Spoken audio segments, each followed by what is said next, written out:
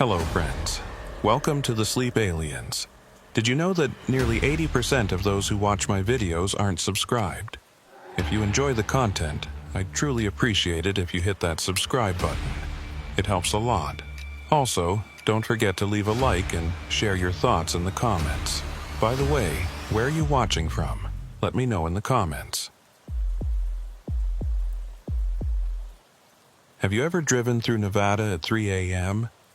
I'm not talking about the Vegas Strip with its crazy neon lights. I'm talking about the real Nevada, the kind of place where for 60 miles in every direction, your headlights are the only man-made light. A place where the silence is so intense that you can hear your own heartbeat in your ears. That's where Logan Keevers found himself on a Tuesday night in March 2019. Long-haul trucker, 15 years on the road, seen every stretch of asphalt between Seattle and Miami. He'd driven past Area 51 a dozen times before. Never thought twice about it. This time would be different. Logan was hauling electronics from San Francisco to Salt Lake City, taking Highway 375, the one they call the Extraterrestrial Highway.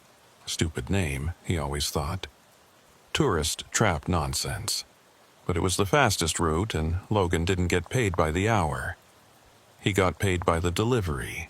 The dashboard clock read 3:17 a.m. when it happened. 1 second, his Kenworth was humming along at a steady 65. The next second, the engine started to sputter. Not like running out of gas, not like a mechanical failure. The entire truck just hesitated, like something was asking it to stop. "Come on, sweetheart," Logan muttered, tapping the gas pedal. The engine responded, then hesitated again. The headlights flickered once, twice. Then everything died. Engine off, lights out, dashboard black. The truck rolled to a silent stop in the middle of the empty highway, momentum carrying it maybe another 100 feet before it settled into complete stillness. Logan sat there in the dark, hands still gripping the wheel, not quite processing what had just happened. He'd been a trucker for 15 years. Engines didn't just die like that. Not without warning signs, not without sounds or smoke or something to tell you what went wrong. This was just silence. Logan reached for his phone. Dead. Completely dead, even though it had been at 72% charge when he'd checked it 20 minutes ago. "What the hell?" he whispered. That's when he noticed where he was.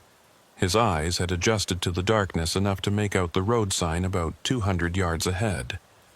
White letters on green metal, illuminated by nothing but starlight. Restricted area. Photography prohibited. U.S. Air Force installation. The border. He'd stopped exactly 200 yards from the Area 51 border. Logan's throat went dry. He'd heard the stories, of course. Every trucker had. Lights in the sky, missing time, trucks that wouldn't start near the military boundaries. He'd always written it off as desert heat making people see things, or bad maintenance blamed on aliens. But now, here he was, truck dead, phone dead, sitting in the dark on the wrong stretch of highway. He tried the ignition. Nothing. Not even a click. He tried again, pumping the gas pedal like that would make a difference. Still nothing. "Okay," he said aloud, just to hear a voice. "Okay, think. Battery's dead. Got jumper cables in the back. Just need another vehicle." He laughed at that. Another vehicle. Out here, at 3 a.m. on a Tuesday. Logan popped the door handle and stepped down from the cab. The desert air hit him immediately. That dry cold that only exists in places where the sun abandons the ground completely at night. He could see his breath. That was wrong, too. March in Nevada, even at night, wasn't this cold. He walked around to the hood, his boots making small crunching sounds on the gravel shoulder. Everything felt too loud, too present, like the desert was listening. That's when he saw the lights. Not headlights, not stars. 3 distinct points of light, hovering maybe 500 feet above the horizon. They weren't moving, not exactly. They were rotating. Slowly. In perfect synchronization, like they were fixed to invisible points on an invisible wheel. White, blue in color. No beams, no glow spreading from them. Just 3 perfect spheres of light hanging in the empty sky. Logan's hands started shaking. "No," he said. "No, no, no. Not real. Heat shimmer. Military flares. Something." But he knew. Somewhere in his gut, below rational thought, he knew those lights weren't anything he could explain away. He backed toward his truck, not taking his eyes off the lights. His hand found the door handle, pulled it. Locked. What? Logan pulled harder. The door had been unlocked 30 seconds ago. He'd just stepped out. Didn't even close it all the way. Now it was locked, all the doors. He could see through the window that the little lock buttons were down on both sides. The lights in the sky began to descend. Not fast, not threatening, just lowering. Like they were curious. Like they wanted a better look at the man standing alone on the highway at 3 a.m. Logan ran. He didn't think about it, didn't plan it. His legs just started moving. Away from the truck, away from the lights, away from the border sign. His boots slapped against asphalt, his breath coming in sharp gasps, and he ran like he hadn't run since high school. Behind him, no sound. No engine roar, no helicopter blades, no wind. Just silence chasing him down the empty highway. He made it maybe 200 yards before he realized something was wrong with the running. His legs were pumping, his arms were swinging, but the road beneath him wasn't moving past as fast as it should. It was like running through water. Like something was slowing him down without touching him. Logan risked a glance over his shoulder. The lights were directly above his truck now, maybe 100 feet up. They'd stopped descending, just hovering there, rotating slowly, bathing the entire area in that strange white-blue glow that didn't spread like normal light should. And then he saw the figure, standing right next to his truck, where Logan had been standing 60 seconds ago, was a person. At least, Logan's brain tried to process it as a person. It had the right general shape, head, torso, arms, legs, but it was wrong. Too tall, 7 feet at least, and thin, not skinny, thin, like someone had taken a normal human and stretched them vertically, made everything longer and more angular. The figure wasn't moving, just standing there, watching him. Logan stopped running, not because he wanted to. His legs just stopped working. Locked in place mid-stride, and he nearly fell over from the momentum. He managed to catch himself, but now he couldn't move forward. Couldn't move backward, could barely breathe. The figure took a step toward him, then another. It moved wrong, not like walking, more like gliding, feet barely touching the ground. No bounce in the step, no natural sway to the motion. Logan tried to scream. His mouth opened, but no sound came out. His vocal cords weren't working. Nothing was working except his eyes and his racing heart and his mind screaming at him to run, run, run. The figure stopped about 20 feet away. Up close, Logan could make out more details. It wore something dark, like a suit, but the material didn't catch the light right. Absorbed it completely. The face was pale, almost luminescent. Large eyes, 2 of them. Dark and reflective like black glass. No nose to speak of. A small mouth, barely a slit. It tilted its head, studying him. Then it raised one hand. Long fingers, 4 of them, no fingernails. The hand came up slowly, palm facing Logan like a greeting. Or a command to stay still. Logan's phone buzzed in his pocket. The sound broke whatever spell had been holding him. His legs unlocked, his lungs filled with air, and he stumbled backward, nearly tripping over his own feet.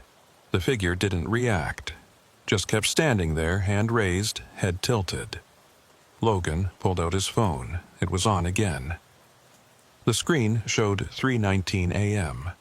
Only 2 minutes had passed since his truck died. That couldn't be right. He'd been standing there, frozen, for at least 10 minutes. Hadn't he? When he looked up, the figure was gone. So were the lights. His truck sat on the highway exactly where it had stopped. No go around it. No strange beings. Just an 18-wheeler in the dark. Logan stood there, shaking, phone clutched in his hand, trying to make sense of what had just happened, trying to convince himself he'd imagined it. Heat exhaustion, even though it was March. Carbon monoxide leak in the cab. Something. Anything that made sense. His phone buzzed again. A text message from his wife. "Drive safe, honey. Love you." Sent at 11:47 p.m. 5 hours ago. Just now coming through. Logan walked back to his truck on shaking legs. The door opened easily. Unlocked. The keys were still in the ignition where he'd left them. He turned the key. The engine roared to life immediately. Smooth. Perfect. Like nothing had ever been wrong. Dashboard lights came on. Radio crackled back to the classic rock station he'd been listening to. Everything normal. Everything fine. Logan sat there for a long moment, hands on the wheel, engine running, trying to decide what to do. Call someone? And tell them what? That he'd seen a UFO and a tall, thin person thing by Area 51? They'd think he was crazy. He'd think he was crazy. He put the truck in gear and drove. Kept driving. Didn't stop until he reached a gas station in Tonopah, 70 miles away, where he pulled into the parking lot and sat in his cab with the lights on until sunrise.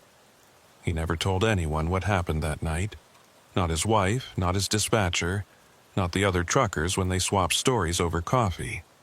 But he never drove Highway 375 again either. Even though it added 2 hours to his Salt Lake City runs. Even though his dispatcher complained about the extra fuel costs. Some roads aren't worth the time you save. Marcus Riddell heard Logan's story 3 months later, though he didn't know that's what he was hearing at the time. Marcus worked as security for a private contractor. Not the kind of security where you sit in a booth and check badges. The kind where you patrol restricted areas in the middle of the night and don't ask questions about what you're guarding. He'd been doing it for 7 years. Good money, good benefits, and he didn't mind the isolation. Some guys went crazy out in the desert. Marcus found it peaceful. Just him, his truck, his rifle, and miles of empty government land where nobody was supposed to be.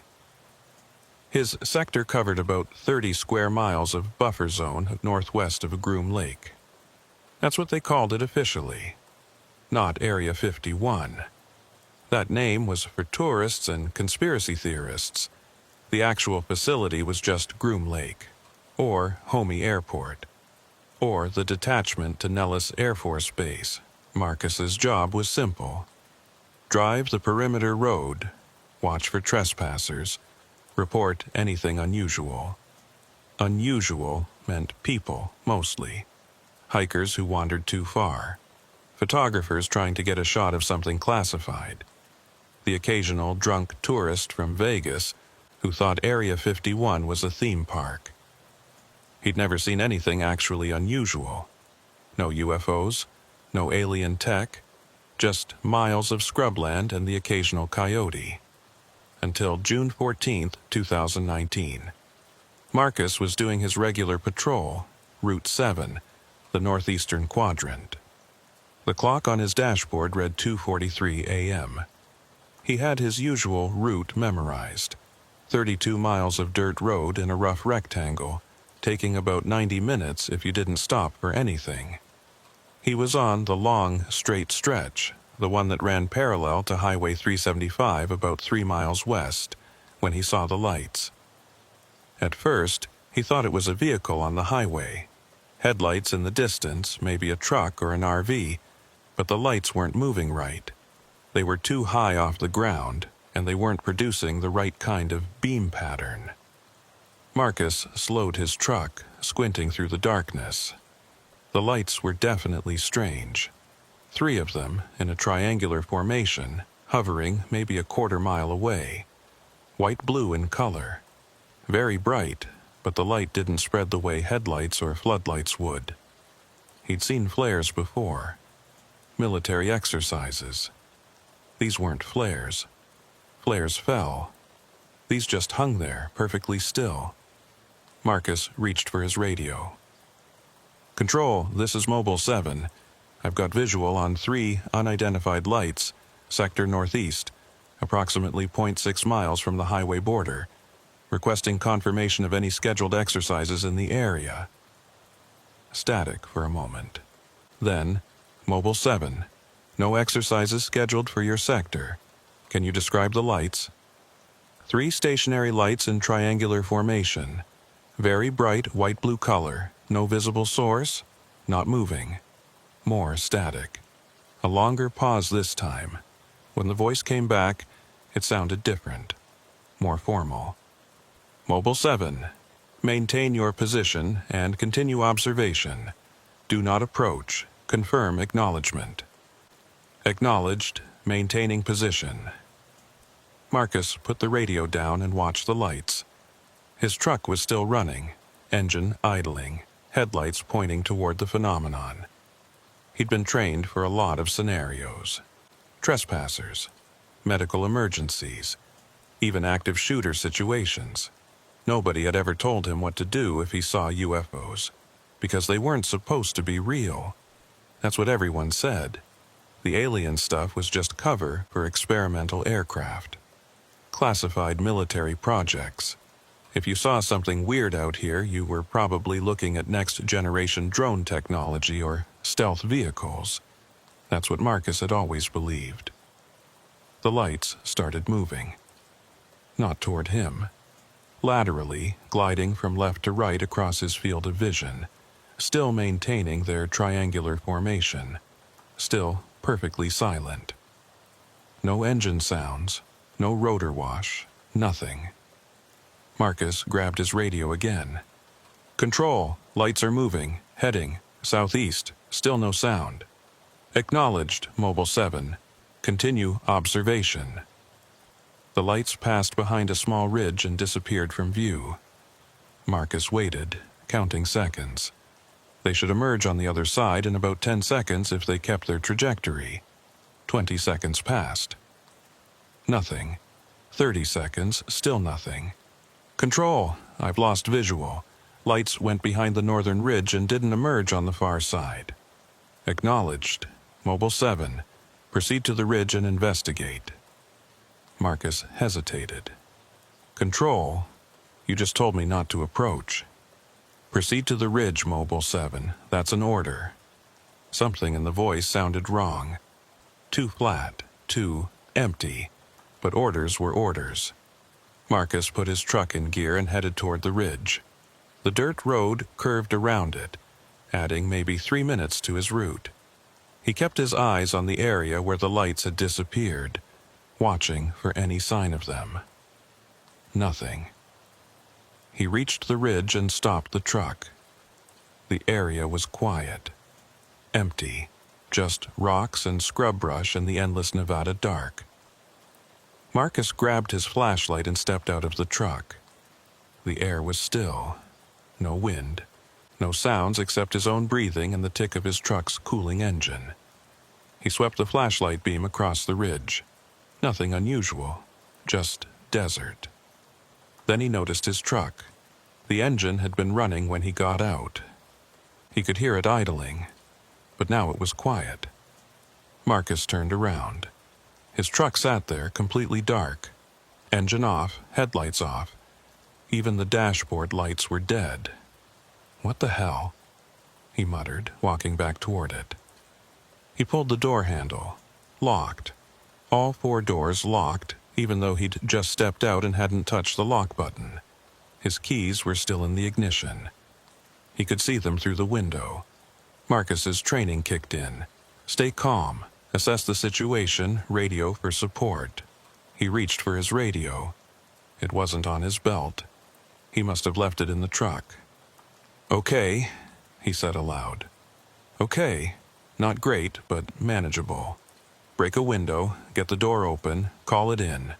He looked around for something to break the window with. A rock, maybe. That's when he realized he could see, not from his flashlight. He'd dropped that when he'd gone for his radio. It was lying on the ground a few feet away, beam pointing uselessly at the dirt. He could see because there was light. That same white-blue glow coming from somewhere behind him. Marcus turned around slowly. The three lights were back. But they weren't far away anymore. They were right there, maybe 50 feet from him, hovering at about eye level. Close enough that he could make out more details. They weren't lights. They were windows. 3 perfectly circular windows on the side of something large and dark and completely silent. The glow was coming from inside, illuminating nothing but itself. Marcus couldn't see the full shape of the craft. His brain couldn't quite process what his eyes were showing him. It was like trying to look at a 3D object through a 2D photograph. Angles that didn't make sense. Surfaces that seemed to curve and flatten at the same time. But he could see the windows. And through the windows he could see movement. Figures, tall and thin, moving past the windows like people walking through a hallway on a ship. One of the figures stopped, turned toward the window, toward Marcus. It looked at him. Marcus felt something in his head. Not a voice, not words, just a presence. Like someone had opened a door in his mind and stepped inside without asking permission. Curiosity. That's what he felt from it. Not hostility, not threat, just curiosity. The way a scientist might look at an interesting specimen. Marcus tried to move, couldn't. His legs wouldn't respond. His arms hung at his sides, dead weight. Only his eyes worked, locked on that figure in the window. The presence in his head intensified. It was looking through his memories now. He could feel it, like fingers flipping through files in a cabinet. His childhood, his military service, his daughter's 6th birthday party, his divorce. Everything examined with that same clinical curiosity. Then it stopped. The presence withdrew, leaving a hollow feeling behind. The figure moved away from the window. The lights began to rise. Marcus's radio crackled to life on the ground near his truck. The voice that came through wasn't control. It was higher pitched. Wrong, somehow. Mobile 7, return to base. Report equipment malfunction. No further investigation required. The lights accelerated straight up, faster than anything Marcus had ever seen, and disappeared into the stars in less than 2 seconds. His legs unlocked. He fell to his knees, gasping, the hollow feeling in his head slowly filling with his own thoughts again. The truck engine turned over behind him. Headlights came on. Marcus stood up on shaking legs and looked at his truck. All the doors were unlocked now. The keys were in the ignition, turned to the on position. He checked his watch. 2:47 a.m., 4 minutes since he'd first seen the lights. It had felt like an hour. Marcus got in his truck, put it in gear, and drove back to base. He didn't call it in, didn't report what he'd seen. When his supervisor asked about the night patrol, Marcus said everything was quiet. Equipment worked fine. No incidents. He filed the paperwork, went home, and tried to sleep. He couldn't shake that hollow feeling, like something had been borrowed from his head and not quite put back right. 3 weeks later, Marcus quit. Told them he'd gotten a better offer in California. Didn't mention that he couldn't drive past the ridge anymore without his hands shaking. Didn't mention the dreams where tall, thin figures walked through his memories like tourists in a museum. Some jobs aren't worth the benefits package. The thing about the Nevada desert is that it's not empty. Not really. Tourists think it's just sand and rocks and nothing else, but people who actually live out here know different. There are dozens of small towns scattered across the state. Some of them on maps, some not. Places where a few hundred people make a living from mining or ranching or servicing the occasional highway traveler. Rachel, Nevada was one of these towns. Population 54. One bar, one motel, a gas station that was open more often than not. The town's claim to fame was its proximity to Area 51 and the Little Ale Inn, a combination restaurant and motel that catered to UFO enthusiasts. Sarah Brooks had moved to Rachel 3 years ago to escape Las Vegas. She'd wanted quiet, isolation, a place where she didn't have to deal with crowds or noise or the constant pressure of city life. She got more isolation than she bargained for. Sarah ran the gas station. It wasn't much of a job, but it paid enough for her small trailer and gave her time to paint. She'd come to Nevada to be an artist, and there was something about the desert light that made her canvases come alive. She'd heard the UFO stories, of course. You couldn't live in Rachel without hearing them. Lights in the sky, strange crafts, missing time. Sarah dismissed most of it as tourist trap nonsense. The town made good money from alien enthusiasts, so of course they encouraged the stories. But after 3 years of living in the desert, she'd started to notice things. Small things. Weird things. Like how her car battery would drain completely overnight about once a month, always on nights with a full moon. Or how sometimes she'd hear a low humming sound at 3 a.m. that seemed to come from everywhere and nowhere at once. Or how the local wildlife would disappear for days, then suddenly return all at once. Sarah didn't believe in UFOs, but she was starting to think there was something in the desert. Something the government was testing, probably. Some kind of electromagnetic pulse weapon or drone technology. That's what she told herself, anyway.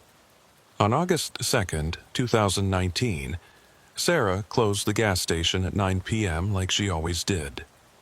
She'd had exactly 3 customers all day, a family passing through to California, a trucker getting fuel, and one of the guys from the nearby ranch picking up cigarettes. She drove her beat-up Honda Civic the 2 miles to her trailer, parked, and went inside. Dinner was leftover pizza and a beer. Entertainment was a book she'd read twice before. This was her routine, and she liked it. Sarah went to bed at 11 p.m. She woke up at 3:17 a.m. with a feeling that something was wrong. Not a noise, not a movement, just a feeling. Like the air pressure had changed, like someone had opened a window in a sealed room. Sarah lay in bed, listening. Her trailer was old and made sounds when the temperature changed, but this wasn't that. This was silence. Too much silence. No insects, no wind, no distant highway noise.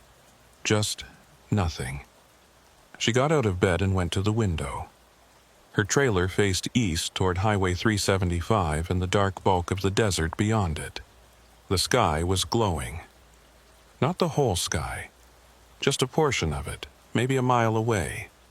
A dome of soft, white-blue light, like someone had set up stadium lights in the middle of nowhere. Sarah grabbed her phone. No signal. That wasn't unusual out here, but her phone was also frozen.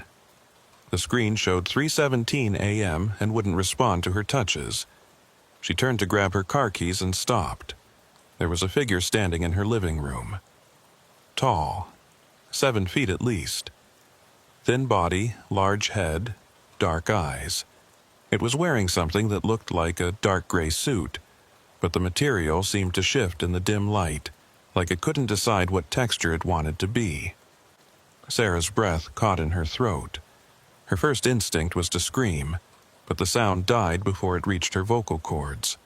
The figure tilted its head, studying her. Then it raised one hand. The gesture seemed almost apologetic. Images flooded Sarah's mind. Not words, pictures, feelings. We mean no harm. Need to understand. You are safe. The presence in her head was gentle but insistent. Sarah felt herself relaxing against her will. Her heartbeat slowed. Her breathing steadied. Some part of her mind was screaming to run, to fight, to do something. But another part, the part these things were somehow touching, felt calm. The figure gestured toward the door. Sarah walked toward it. Not because she wanted to. Her legs just moved, carrying her forward while her conscious mind watched like a passenger in her own body. The door opened before she reached it. Outside, the desert was bathed in that strange white-blue glow. The source was a craft hovering about 100 feet above the ground, maybe a quarter mile from her trailer. It wasn't a saucer shape like in the movies. More like a series of interlocking geometric shapes that hurt to look at directly. Triangles and spheres and angles that didn't exist in normal space. There were more figures outside, 5 of them, standing in a loose semicircle around her trailer. They all looked similar. Tall, thin, large heads, dark eyes. But Sarah could somehow tell them apart. Different heights, different proportions. Individuals. One of them approached her. It was slightly shorter than the others, and something about its posture seemed less confident. Younger, maybe, if these things had ages. It reached out and touched her forehead with one long finger. The contact was cold. Not temperature cold, a different kind of cold, like touching something that didn't quite exist in the same space as her. More images. Earth from space.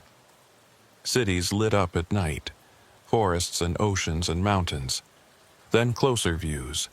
People going about their daily lives. Cars on highways. Children playing in parks. We study, we learn, we remember.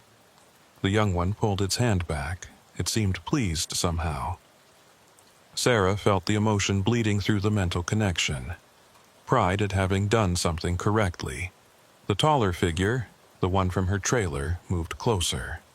This time, when it touched her forehead, the images came faster, harder. Sarah saw things she couldn't understand. Cities that weren't on Earth. Skies with wrong-colored stars. Beings that were and weren't like the ones standing around her. Technology that made no sense. Biology that violated every rule she'd ever learned. And then she saw Earth again. But different. Older. Then younger. Then older again. She was seeing time move, watching the continents shift. The ice ages come and go. Humanity rise and fall and rise again. We have always watched. We will always watch. You are not alone in the universe. The connection broke. Sarah stumbled backward, her head spinning, her vision blurry. When she could focus again, the figures were walking back toward their craft. Not walking. Gliding. Their feet didn't quite touch the ground. A ramp had appeared on the craft's seat. It hadn't extended from the ship. It was just suddenly there, like it had always been there and she'd only now noticed it. The figures ascended the ramp in single file. The young one was last. It paused at the top and looked back at Sarah. She felt one more pulse of emotion through the connection. Curiosity. Hope. Then it was inside, and the ramp was gone, and the craft was rising. It accelerated upward and disappeared into the stars in the space between one heartbeat and the next. The glow faded. The normal sounds of the desert returned. Insects chirping, wind rustling through scrub brush, a distant highway rumble. Sarah stood outside her trailer in her pajamas, bare feet on the cold dirt, watching the empty sky. Her phone buzzed. The screen was working again. 3:19 a.m., 2 minutes since she'd woken up. That couldn't be right. She'd been outside for at least 20 minutes, hadn't she? Sarah went back inside, locked the door. sat on her couch in the dark until the sun came up. She didn't tell anyone what happened. Rachel was full of people with alien encounter stories, and she'd always thought they were either lying or crazy. She didn't want to become one of them, but something had changed. The desert didn't feel empty anymore. It felt watched, not in a threatening way, more like living in a nature preserve where scientists observed from a distance. Sarah started paying attention to the sky after that, watching for lights, for movement, for signs that she wasn't alone. And sometimes, on clear nights, she saw them. 3 lights in a triangular formation, passing silently overhead. Windows to somewhere else, carrying observers who had been watching humanity since before humanity knew it was worth watching. She never tried to photograph them, never reported them. The lights weren't hers to share. Some experiences are too strange for proof. By December 2019, there were 37 documented reports of unusual phenomena along Highway 375 and the surrounding Area 51 buffer zone. This was up from an average of 8 per year over the previous decade. Most of the reports never made it to the public. They were filed internally through military channels, or with private security contractors, or with the handful of local law enforcement officers who knew when to keep their mouths shut. But some people talk. Truckers swap stories at rest stops. Security guards change jobs and bring their experiences with them. Gas station attendants mention weird lights to customers, and those customers tell their friends. By the end of the year, something was happening in Nevada. Something that couldn't be explained away as weather balloons or swamp gas or experimental aircraft. Detective James Morrison was one of the few people in a position to see the pattern. Morrison worked for the Nevada Department of Public Safety, assigned to the Highway Patrol Division covering Lincoln County. His territory included Highway 375, Rachel, and about 4,000 square miles of empty desert. In 15 years on the job, Morrison had dealt with car accidents, drug runners, the occasional lost hiker, and more drunk drivers than he could count. He'd never dealt with UFOs. But in December 2019, he got 3 missing persons reports in 1 week. All 3 were last seen on or near Highway 375. All 3 vanished without a trace. The first was a photographer from California named David Park. He'd checked into the Little A-Lynn in Rachel on December 3rd, told the owner he was going out to take night photos of the desert, and never came back. His rental car was found on Highway 375, driver's door open, engine running, camera equipment still inside. No signs of struggle, no footprints leading away from the vehicle. Park just disappeared. The second was a geology student from UNLV named Rebecca Torres. She'd been doing field research on desert rock formations. Her tent was found set up properly, sleeping bag inside, personal effects untouched. Her truck was parked nearby, but Torres was gone. Her last communication was a text to her advisor at 11:47 p.m. Seeing strange lights, going to investigate. The third was a truck driver named Daniel Foster. His rig was found jackknifed across Highway 375, cargo container torn open from the inside, as if something had punched its way out. No sign of Foster, no blood, no evidence of a crash beyond the jackknifed position of the truck. 3 disappearances in 1 week on the same stretch of highway was unusual. 3 disappearances with no bodies, no evidence, and no logical explanation was unprecedented. Morrison drove out to the last known location of each victim.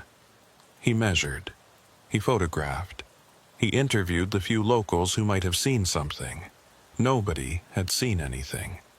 But everybody had stories. Lights in the sky.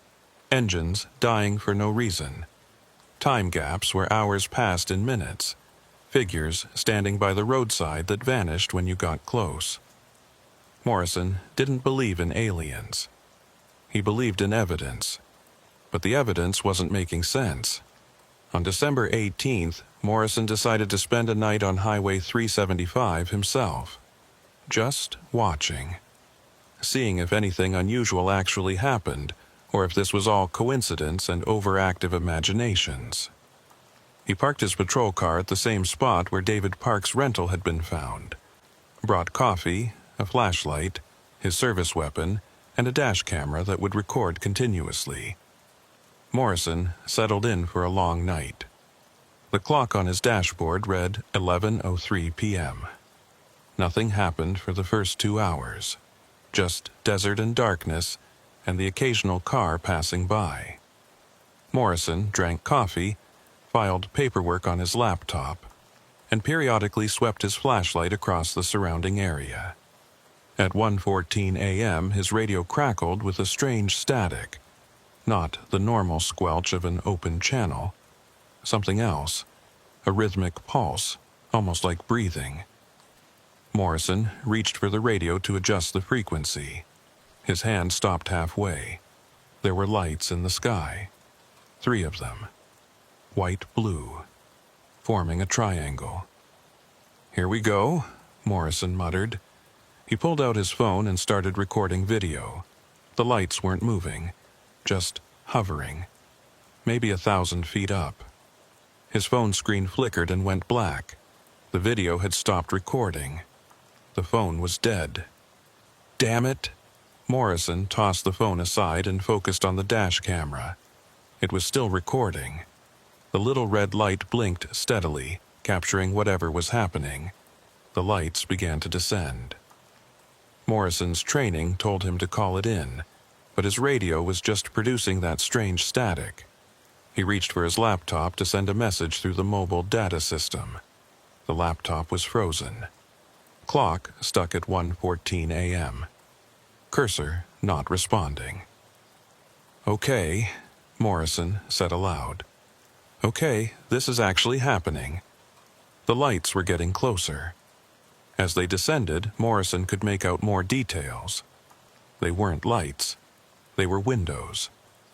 Circular windows on something large and dark. A craft.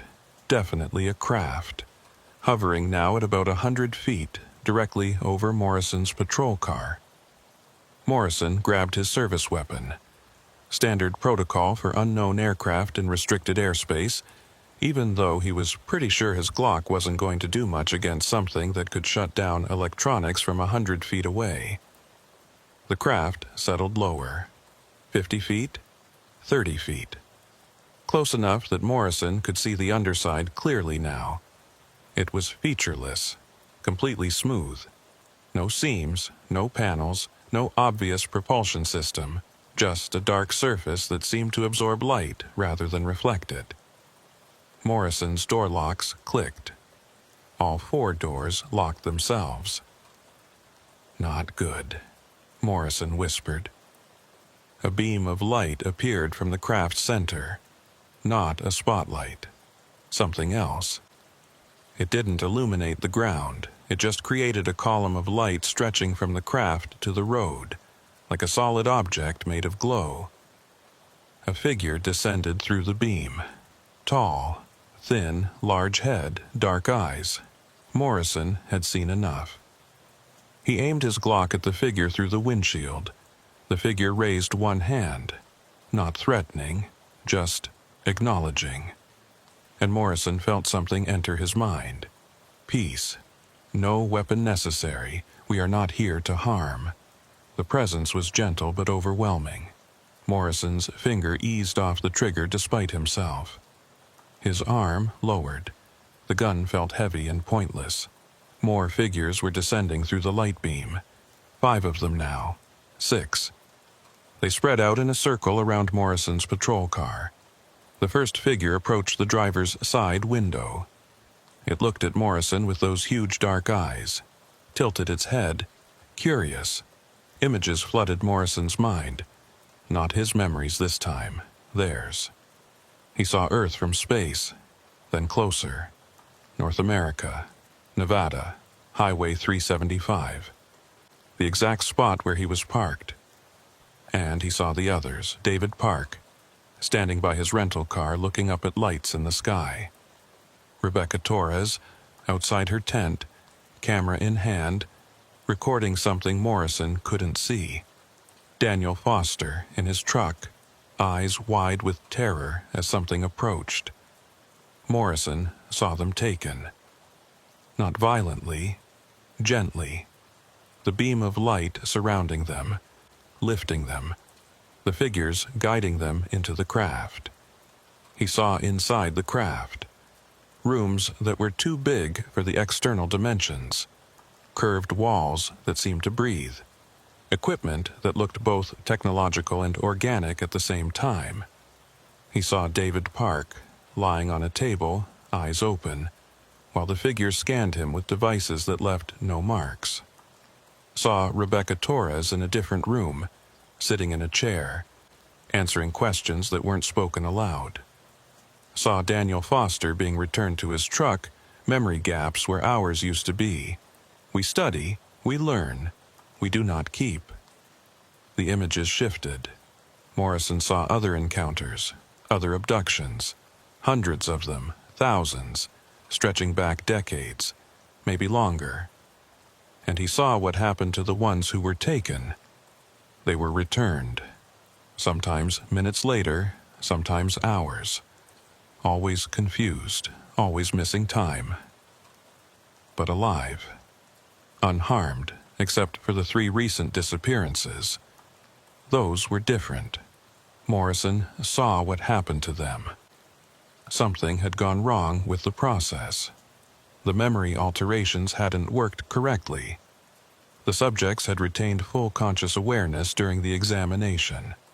They'd fought, they'd struggled, and they'd been kept, not out of malice, out of concern. The figures didn't know what to do with humans who remembered everything. Didn't know if it was safe to return them. A mistake. We are sorry. They are well. They are safe. They wish to return. The connection broke. Morrison gasped, head spinning, vision blurry. When he could focus again, 3 figures were standing in a line in front of his car. David Park, Rebecca Torres, Daniel Foster. They looked different, pale, confused, but alive. Definitely alive. The beam of light retracted. The figures ascended back into the craft. The windows dimmed. And the craft rose silently into the sky, accelerating at impossible speed until it disappeared among the stars. Morrison's car doors unlocked. His radio crackled back to normal transmission. His laptop unfroze, showing 1:19 a.m. 5 minutes since the lights had first appeared. The 3 missing persons stood by the roadside, blinking in the headlights of Morrison's patrol car. Morrison got out of the vehicle on shaking legs, walked over to them. David Park looked at him with hollow eyes. "They let us go," Park whispered. "They said it was a mistake. They said they were sorry." Rebecca Torres was crying silently, tears streaming down her face. Daniel Foster just stared at the sky. "They're always watching," he said. "Always. We never noticed, but they're always there." Morrison guided them to his patrol car. Called for backup. Called for medical. When asked what happened, Morrison said he'd found the 3 subjects wandering on Highway 375, possibly suffering from dehydration and exposure. The subjects confirmed this story. Nobody mentioned lights in the sky or beings or spacecraft. Morrison's dash camera footage showed his car sitting empty on the highway for 5 minutes. No lights, no craft, no missing persons appearing, just static and darkness, and Morrison's empty patrol car. The camera had recorded nothing, but Morrison knew what he'd seen, what he'd felt, the presence in his mind, the images, the apology. And when he looked up at the stars that night, he understood that humanity wasn't alone, had never been alone, would never be alone. Some truths are too big for evidence.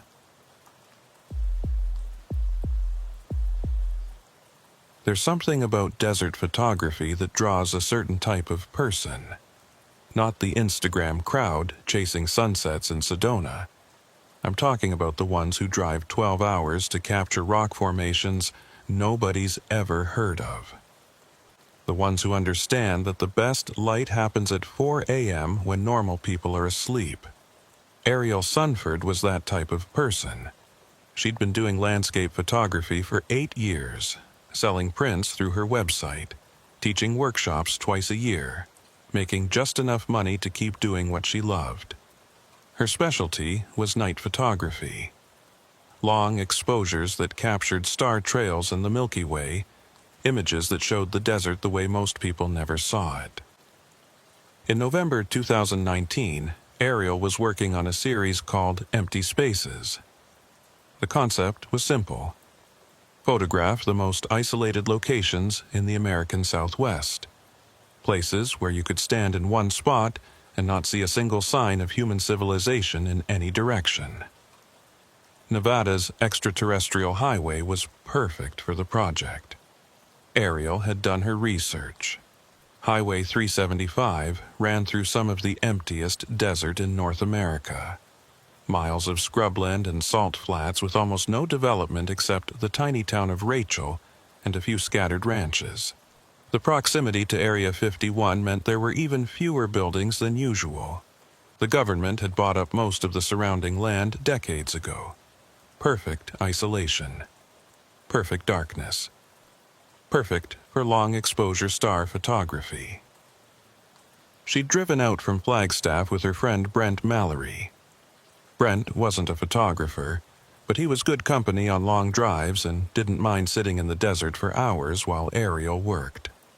They'd been friends since college, one of those platonic relationships that worked because neither of them expected anything from the other, except occasional conversation and someone to split gas money with.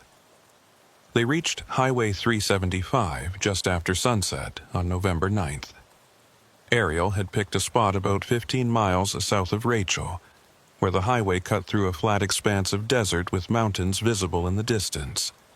No trees, no buildings, no light pollution, just endless emptiness under an enormous sky. "This is it," Ariel said, pulling her Subaru onto the shoulder.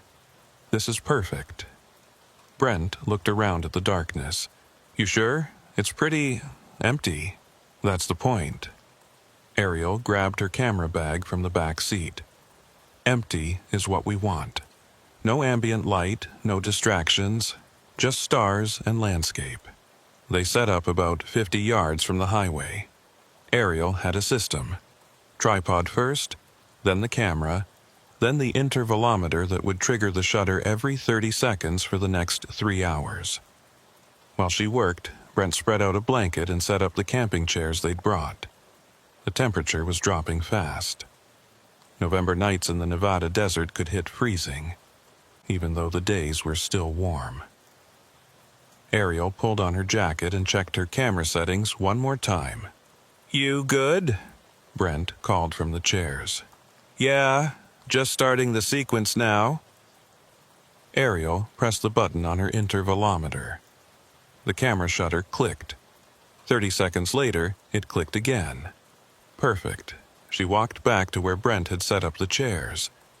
They sat in comfortable silence, watching the stars. This was Ariel's favorite part of night photography. Not looking at the images afterward, but sitting in the dark while they were being created. There was something meditative about it. The rhythm of the shutter, the cold air, the sense of being very small under a very large sky. "You ever think about how weird this is?" Brent said after a while. "What, sitting in the desert at night?" "No, I mean, we're here because you want to take pictures of nothing.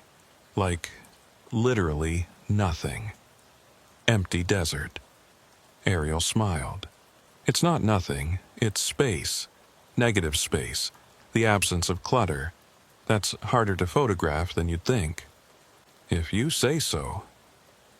Brent pulled his jacket tighter. "How long are we doing this?" 3 hours for the star trails. Then we can head back to Rachel, get some sleep, and do it again tomorrow night from a different location. 3 hours of sitting in the freezing desert. This is my idea of a great Saturday night. You didn't have to come. Yeah, but your road trip playlists are excellent, and the little All-In has surprisingly good burgers. They lapsed back into silence. The camera shutter clicked steadily in the background. Click, 30 seconds, click, 30 seconds, click. Ariel checked her watch. 9:47 p.m. They'd been out here for about 40 minutes. The first batch of images would be good, she could feel it. The Milky Way was visible as a bright band across the southern sky, and there wasn't a cloud anywhere. That's when Brent pointed at the horizon. "Hey, what's that?" Ariel looked where he was pointing. At first, she didn't see anything unusual, just the dark line of mountains against the slightly less dark sky. Then she saw the light. It was small at first, barely noticeable. A faint glow on the horizon, white with a slight blue tint. Ariel's first thought was that it was a vehicle on a distant road, but the light wasn't moving. It just sat there, steady and unblinking. "Probably someone camping," Ariel said. "Or maybe a ranch." "Out there? There's nothing out there. We checked the map, remember? No roads, no buildings, nothing for like 20 miles in that direction." Ariel frowned. Brent was right. They'd specifically chosen this spot because it was so isolated. There shouldn't be any lights visible at all.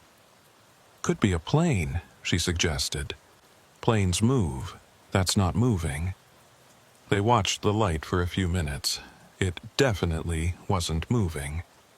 And as Ariel's eyes adjusted, she started to notice something strange about it. The light wasn't round. It had a geometric shape.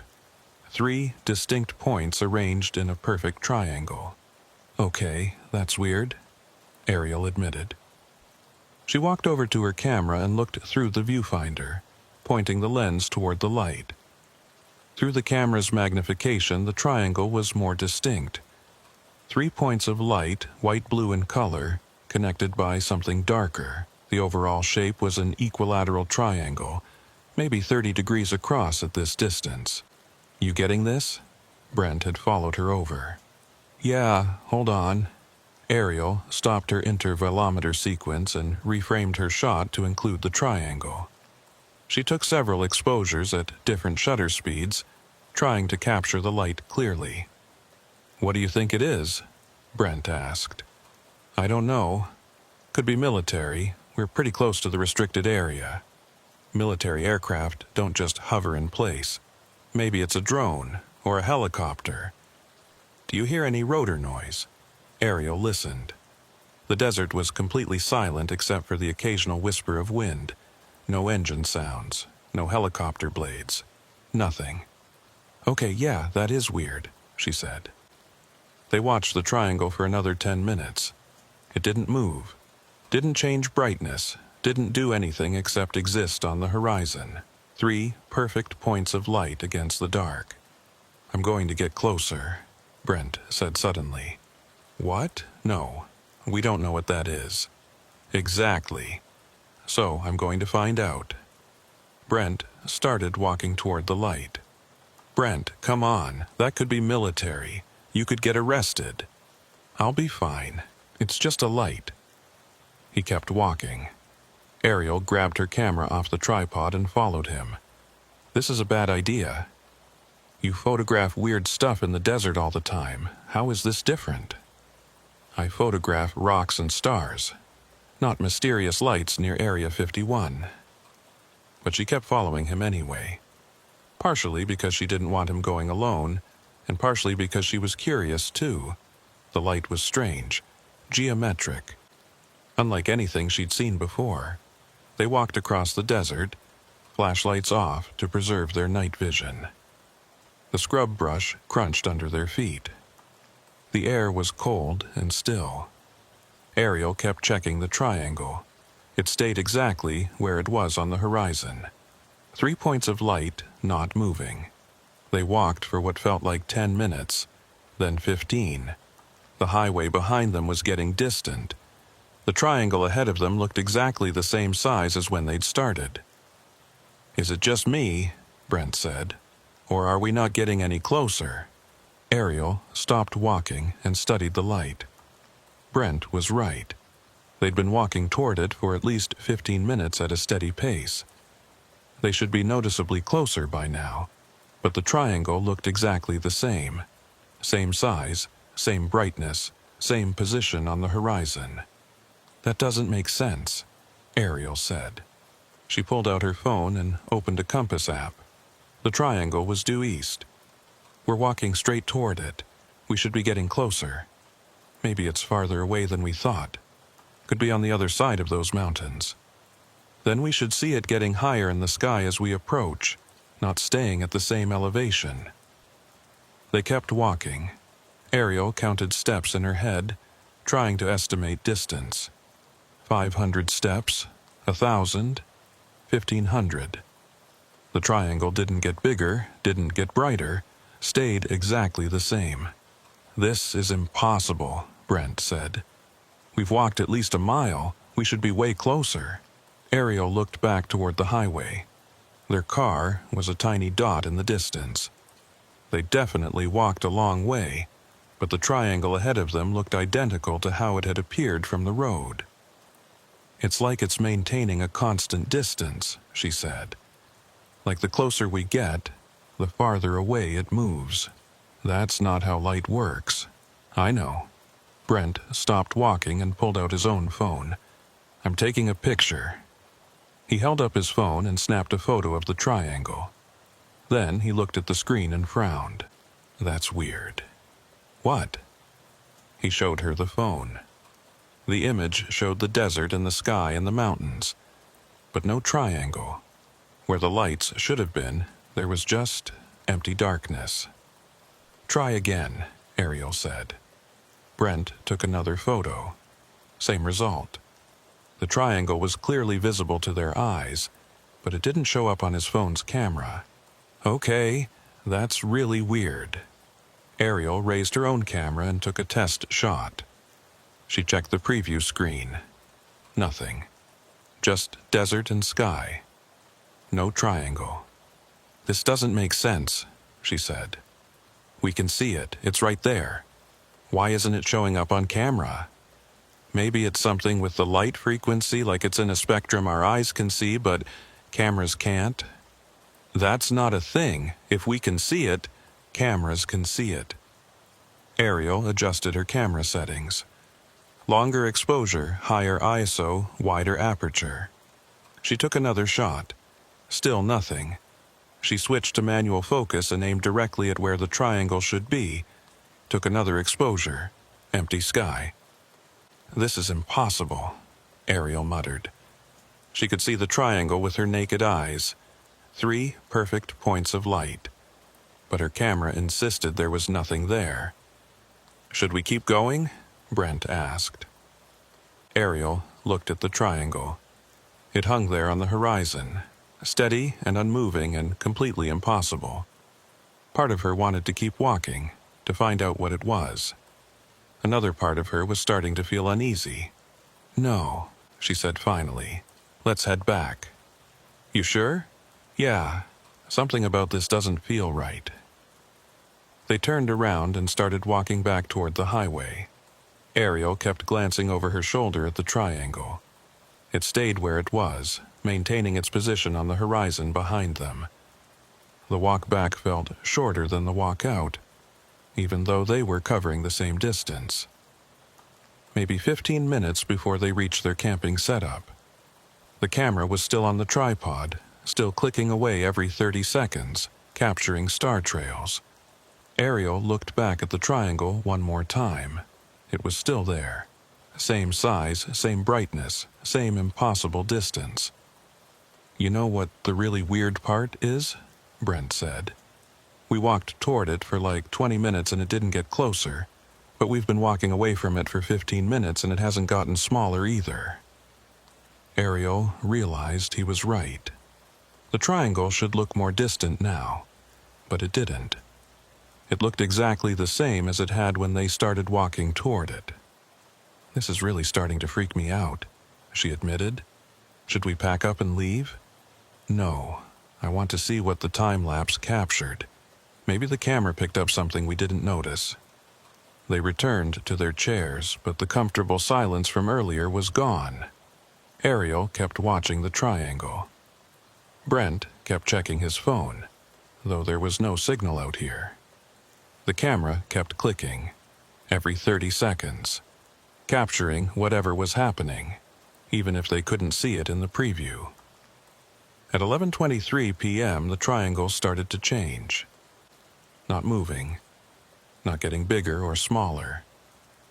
But the 3 points of light began to rotate. Slowly, clockwise.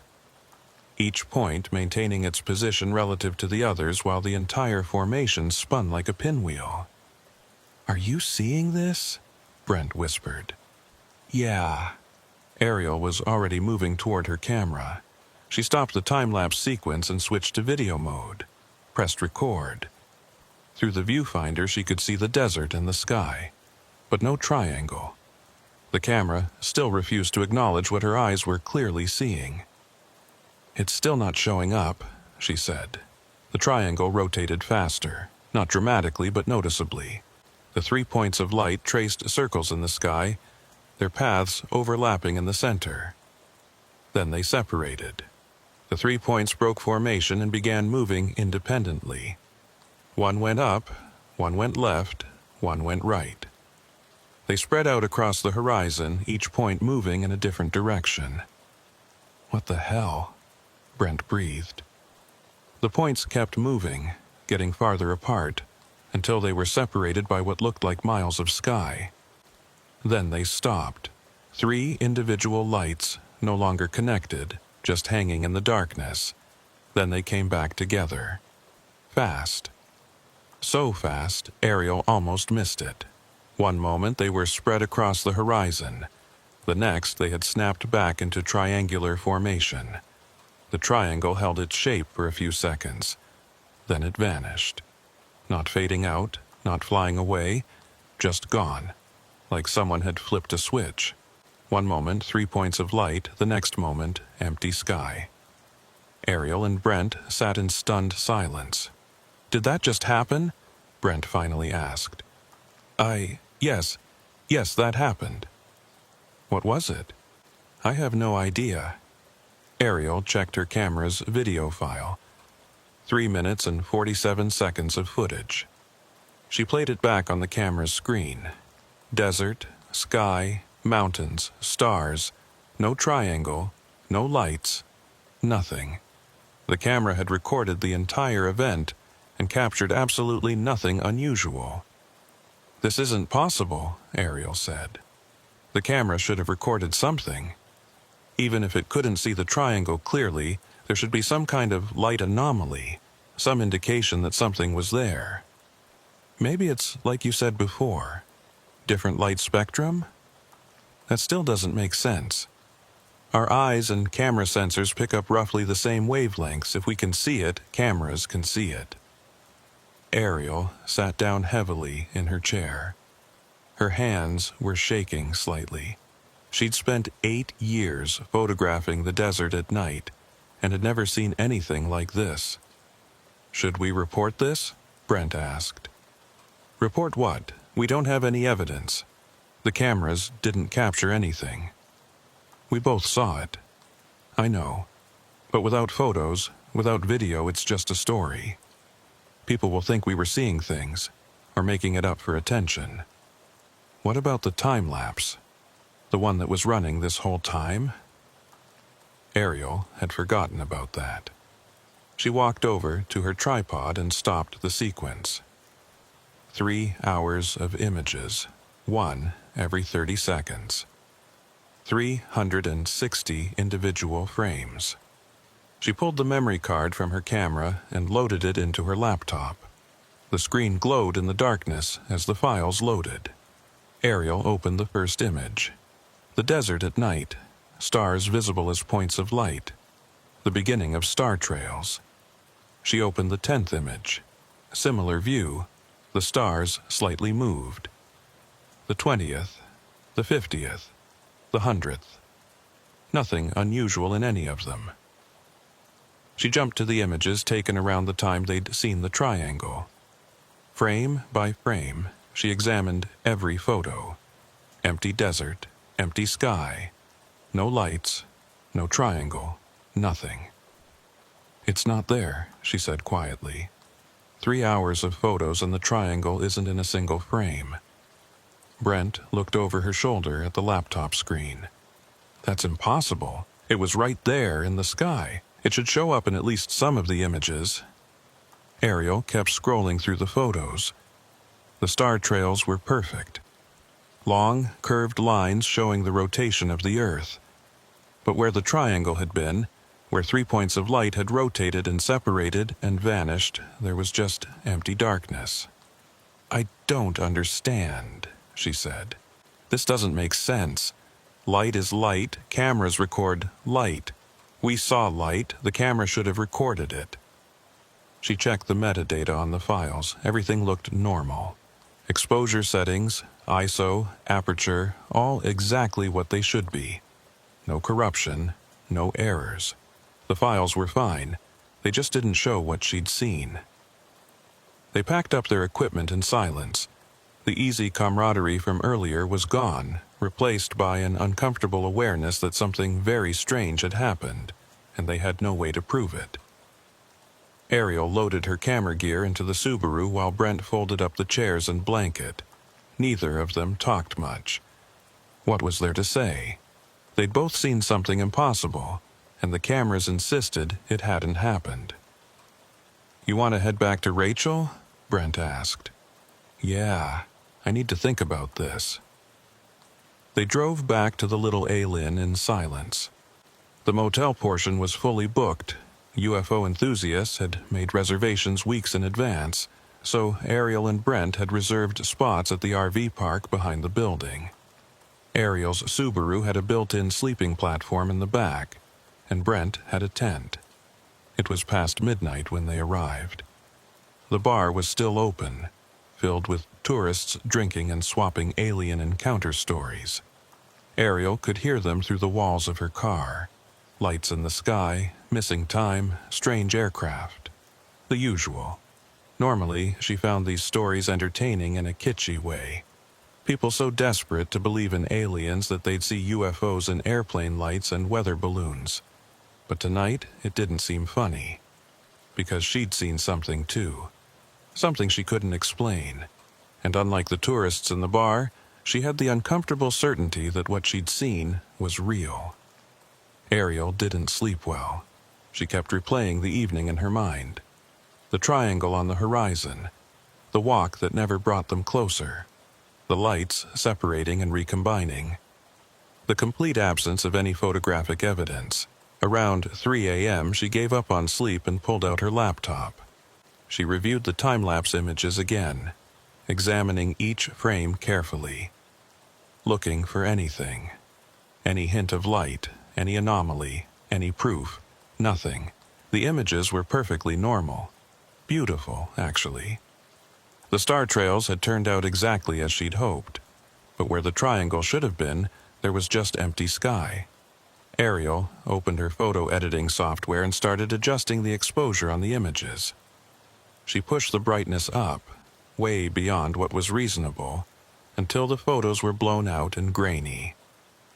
Still nothing where the triangle had been. She tried adjusting the levels, pulling up the shadows, looking for any trace of light that might have been too faint to see normally. Nothing. Frustrated, she closed the laptop and stared out the Subaru's window at the dark desert. The bar had closed. The parking lot was quiet. Just her and Brent and a dozen other people sleeping in RVs and tents, all of them drawn to this tiny town in the middle of nowhere because of its proximity to government secrets and alien legends. Ariel had always thought the alien stuff was nonsense, tourist trap mythology, but now she wasn't so sure. She grabbed her phone and did something she'd been avoiding. She Googled Triangle Lights, Nevada. Dozens of results, hundreds. People reporting triangular lights near Area 51. Some described exactly what Ariel had seen. 3 points of light, perfect geometric formation, no sound, appearing and disappearing without explanation. Most of the reports included photos or videos. Ariel clicked through them. Blurry lights in dark skies. Pixels that could be anything. None of them looked particularly convincing, but the descriptions matched. Triangle formations, lights that didn't behave like aircraft, silent movement, sudden disappearances. Ariel kept reading. One report from 2017 described lights that maintained constant distance no matter how close you got. Another, from 2018, mentioned that cameras couldn't capture the phenomenon clearly, though the poster had assumed it was due to technical issues. She found a forum thread from paranormal researchers discussing why UFO photos were almost always blurry or unclear. The prevailing theory was that the crafts emitted some kind of electromagnetic field that interfered with camera equipment. Ariel frowned at that. It sounded like pseudoscience. Electromagnetic fields didn't work that way. They might cause interference or static, but they wouldn't make an object completely invisible to cameras while remaining visible to human eyes. Unless... She opened a new search. Light wavelengths cameras can't detect. Cameras could detect some wavelengths that human eyes couldn't, like infrared and near ultraviolet, but there weren't any wavelengths that eyes could see that cameras couldn't. The visible spectrum was the visible spectrum, roughly 380 to 700 nanometers. If light fell in that range, both eyes and cameras should be able to see it. So, why had the triangle been invisible to her cameras? Ariel kept searching. She found discussions of light phenomena that defied normal physics. Ball lightning that appeared on film differently than in person. Atmospheric phenomena that created optical illusions, but none of it quite fit what she'd experienced. At 4:30 a.m., she finally dozed off, laptop still open, phone still showing search results for unexplained lights in Nevada. She woke to knocking on her car window. Brent's face peered in at her. "You alive in there?" Ariel unlocked the door and pushed it open. Her neck hurt from sleeping at an odd angle. "What time is it?" "Almost 10. I figured you'd want to sleep in, but I'm starving. Want to get breakfast?" They walked into the Little Aliens restaurant area. The walls were covered with alien-themed decorations and newspaper clippings about UFO sightings. Photos of strange lights in the sky. Testimonials from people who claimed to have seen spacecraft. Ariel found herself studying the photos more carefully than she ever had before. Were any of them real? Had those people seen something like what she'd seen? Over eggs and coffee, Brent asked the question she'd been dreading. "So, what do we do about last night?" "What can we do? We don't have evidence. We could tell someone what we saw." "Who?" "The Air Force, the local sheriff. They'd laugh at us." "What about posting it online? Reddit has UFO communities. People share experiences there." Ariel shook her head. "I'm not posting about seeing a UFO. Do you know what that would do to my professional credibility? I teach photography workshops. I sell prints. If I start claiming I saw aliens in Nevada, people will think I'm trying to generate publicity, or that I'm crazy." "But you did see something." "I know, but I can't prove it. And without proof, it's just a story." They ate in silence for a while. Ariel pushed her eggs around her plate, not really hungry. "Are you going out again tonight?" Brent asked eventually. "I don't know. Part of me wants to. See if it happens again. But part of me wants to pack up and go home and forget the whole thing. I vote for trying again. For science." Ariel smiled weakly. "This isn't science. This is the opposite of science. Science requires evidence. Then let's get evidence. We'll go back out there tonight. Set up multiple cameras, different angles, different equipment. If the triangle shows up again, we'll capture it somehow. And if the cameras don't work again, then we'll at least know it's not just equipment failure, that it's something about the phenomenon itself. Ariel considered this. Brent had a point. If they tried again with different equipment and the same thing happened, cameras refusing to capture what their eyes could clearly see, that would tell them something. Not what the triangle was, but at least that it was real and not a hallucination. "Okay," she said. "We try again tonight. But if the same thing happens, if the cameras don't work, we pack up and leave. Deal?" "Deal." They spent the afternoon in Rachel, checking over their equipment. Ariel had 2 cameras, her primary DSLR and a backup mirrorless. Both were professional grade.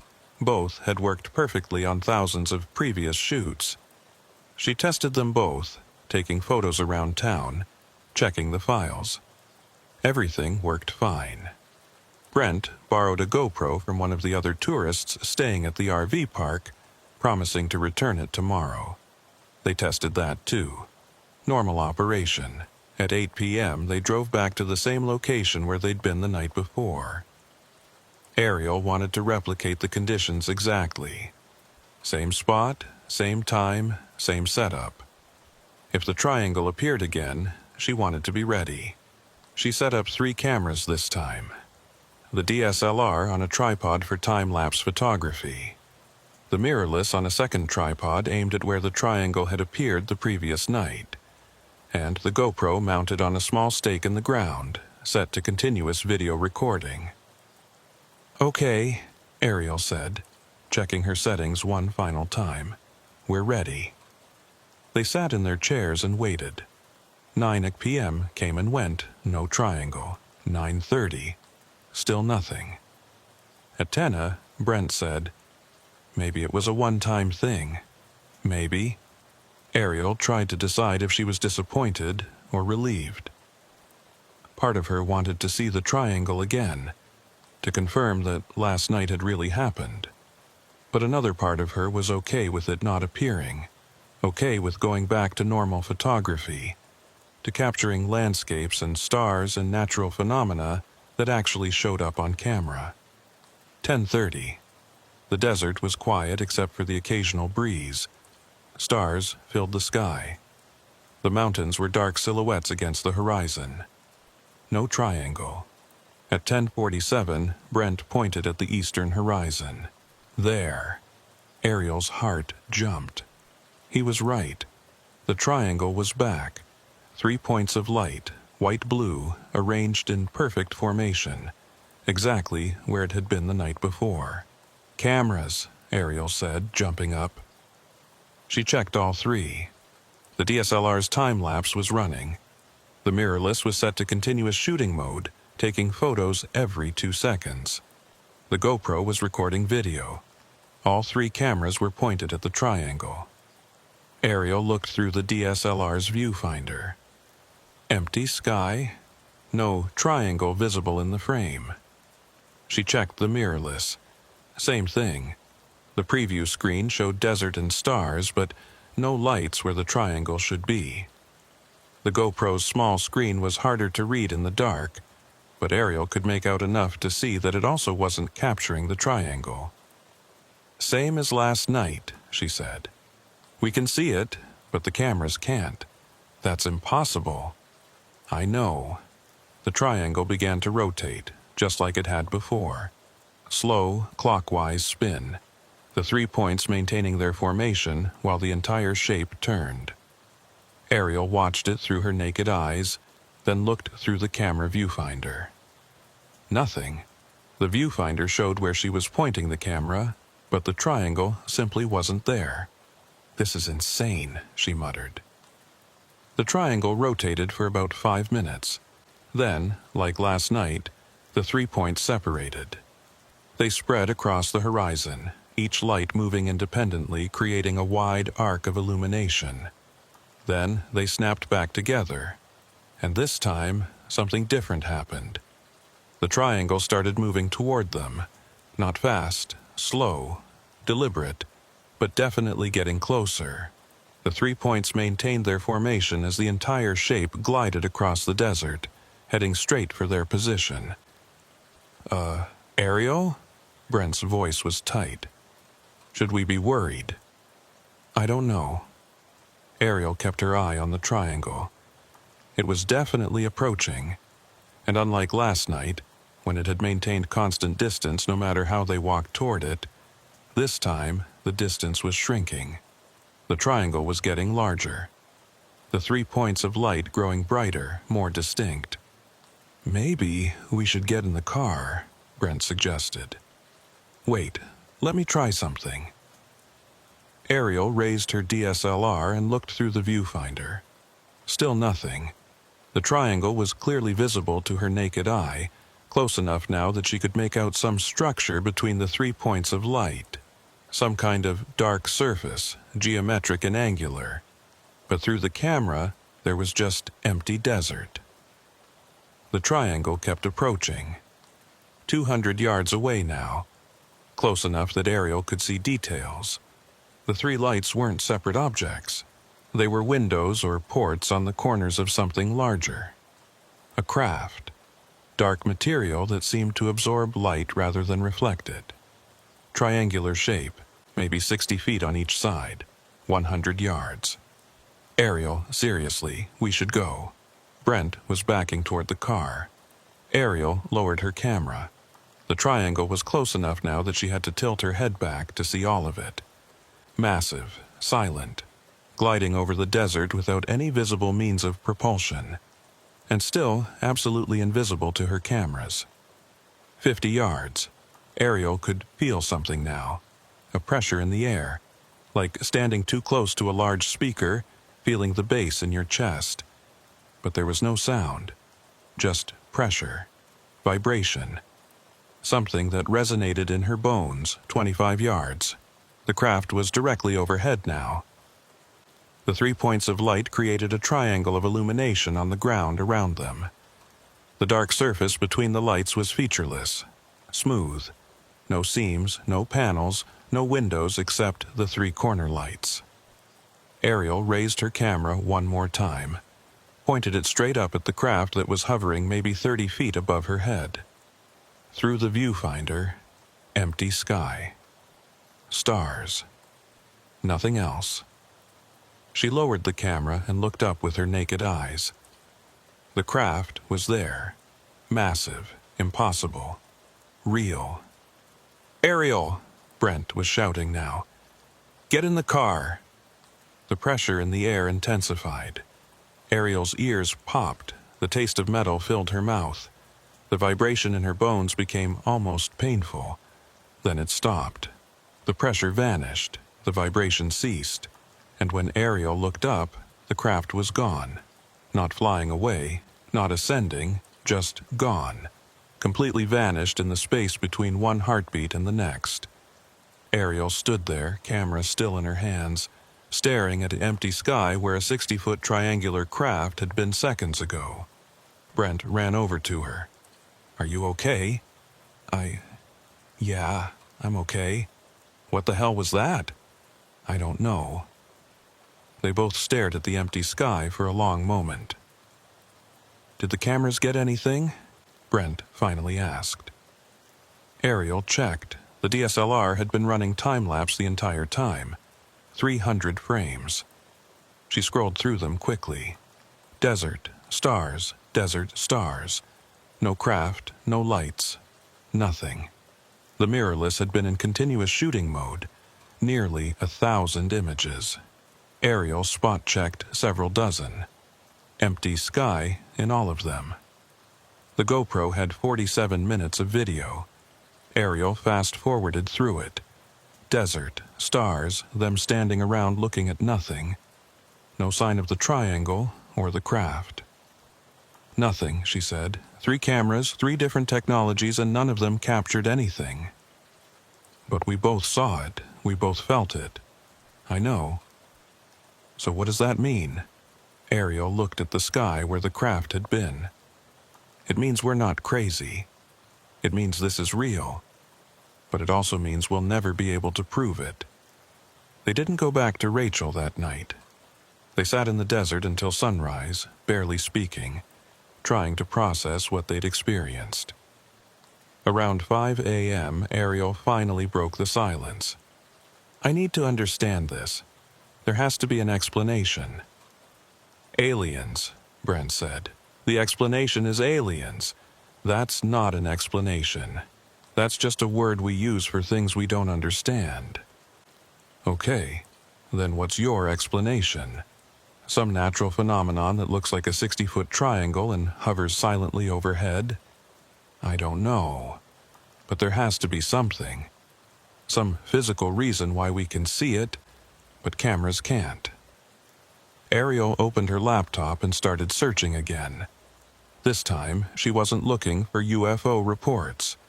She was looking for scientific explanations of optical phenomena. She found articles about fata morgana, complex mirages that could make objects appear where they weren't. But those required specific atmospheric conditions and temperature gradients. And they definitely wouldn't explain why a mirage would be invisible to cameras. She read about ball lightning, rare electrical phenomena that scientists still didn't fully understand. But ball lightning was random and chaotic. It didn't form geometric patterns or hover in place for extended periods.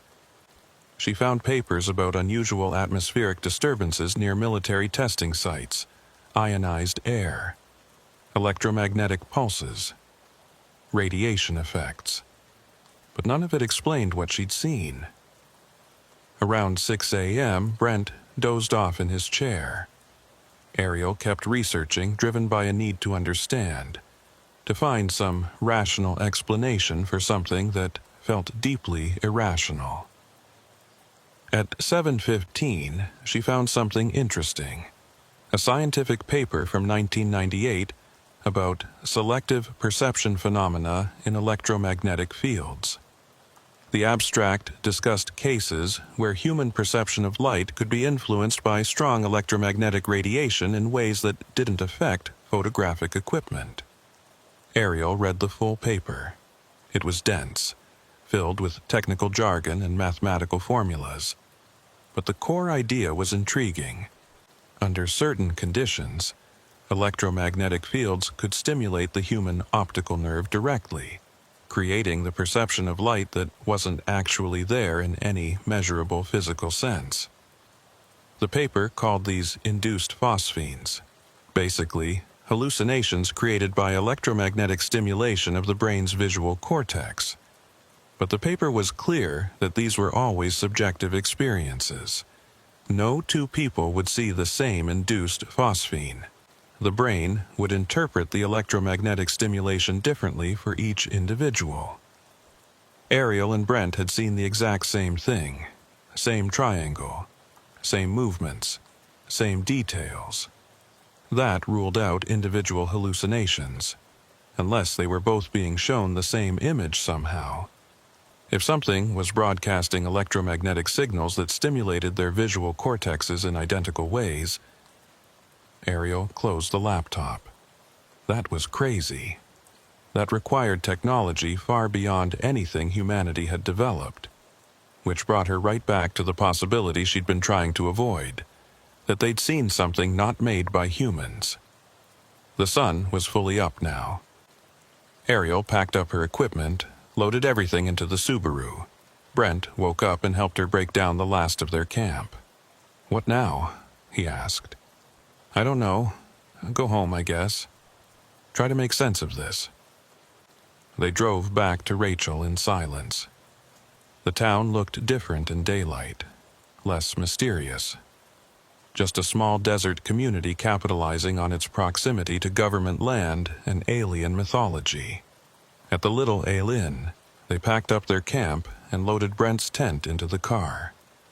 Ariel was about to get in the driver's seat when she noticed someone watching her from the restaurant entrance.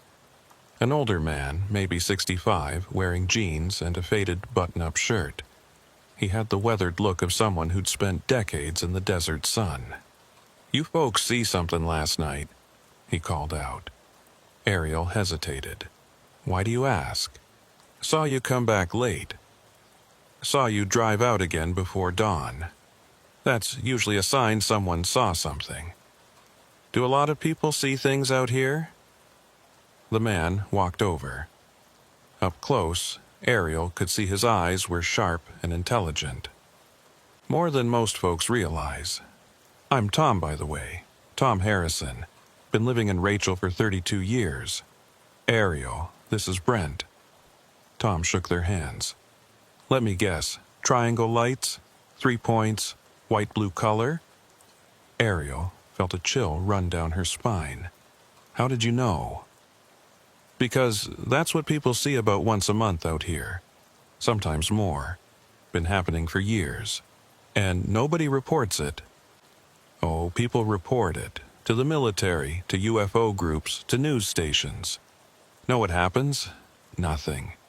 If you don't have clear photos or video, nobody takes you seriously. And you don't have clear photos, do you?" "No. The cameras didn't capture anything." Tom nodded like this confirmed something he already knew. They never do. Not with the triangle. People get photos of other stuff sometimes. Distant lights, weird aircraft. But the triangle never shows up on camera. Plenty of people have tried. "Why?" Brent asked. "What is it?" "Hell if I know. But I'll tell you what I think, for what it's worth." Tom glanced around, then lowered his voice. "I think whatever's out there, it doesn't want to be photographed. I think it can tell when cameras are pointed at it. And I think it does something to make sure the cameras don't work." "That's impossible," Ariel said. "So's a 60-foot triangle floating silently over the desert. But you saw that too, didn't you?" Ariel didn't answer. She wanted to argue, to insist that there had to be a rational explanation. But she'd spent hours searching for one and come up empty. "How many people have seen it?" she asked instead. "Hard to say. Most don't talk about it. But I've personally met maybe 24 folks over the years who describe the same thing. Triangle lights. Cameras that don't work. Some felt pressure in the air when it got close. Others saw it change shape or disappear. All of them left confused and frustrated because they couldn't prove what happened. Has anyone tried to approach it? Get close enough to touch it?" Tom's expression darkened. "One person I know of. Kid from California, about 8 years back. Drove out here looking for UFOs. Saw the triangle and decided to chase it down. Drove his Jeep right toward it, following it into the restricted area." "What happened?" "Air Force found his Jeep 3 days later, about 10 miles past the boundary. Engine dead, doors locked, kid was gone, never found him." Ariel felt her stomach drop. "You think the triangle took him?" "I think he got too close to something he shouldn't have. Whether it was the triangle or just military security, I don't know. But the triangle's been appearing around here for as long as I've lived in Rachel. And every so often someone decides to chase it. Those people tend to disappear." Tom pulled out a business card from his wallet. It just had a name and phone number, no business or logo. "If you ever want to talk about what you saw, call me. I've been collecting stories for years, trying to piece together what's going on. Can't promise I'll have answers, but at least you'll be talking to someone who believes you." Ariel took the card. "Thank you. One more thing." Tom glanced at the highway, then back at them. "If you see it again, anywhere else, not just here in Nevada, I'd like to know. Because sometimes the triangle shows up in other places, other states, different countries even. And every time the same thing happens. People see it clearly, cameras don't capture it, and nobody believes the witnesses." "You think it's following people?" Brent asked. "I think it's studying people, watching us, learning, and I think it's been doing that for a long time." Tom tipped his hat and walked back toward the restaurant. Ariel and Brent got in the Subaru and pulled onto Highway 375, heading back toward civilization. Neither of them spoke for the first hour of the drive. Finally, Brent said, "You believe him? About people disappearing? I don't know what to believe anymore." "Are you going to call him?" "Maybe. Eventually." They drove in silence for another 30 miles. Ariel kept checking the rearview mirror, half expecting to see 3 lights following them. But the highway behind them was empty. Around noon, they stopped for gas in Tonopah. While Brent filled the tank, Ariel pulled out her laptop and opened the photos from last night one more time. She scrolled through hundreds of images. Desert and stars and empty sky. No triangle, no craft, no proof that anything unusual had happened. But Ariel knew what she'd seen, and she knew that somewhere out there, in the desert darkness or the daytime sky, the triangle was still there. Still watching. Still invisible to cameras, but perfectly clear to human eyes. Still impossible. Still real. 3 weeks later, Ariel was back in Flagstaff, trying to return to normal life. She'd processed the photos from her Nevada trip, selected the best star trail images, added them to her portfolio. They were beautiful. Professional. Exactly what she'd gone to Nevada to capture.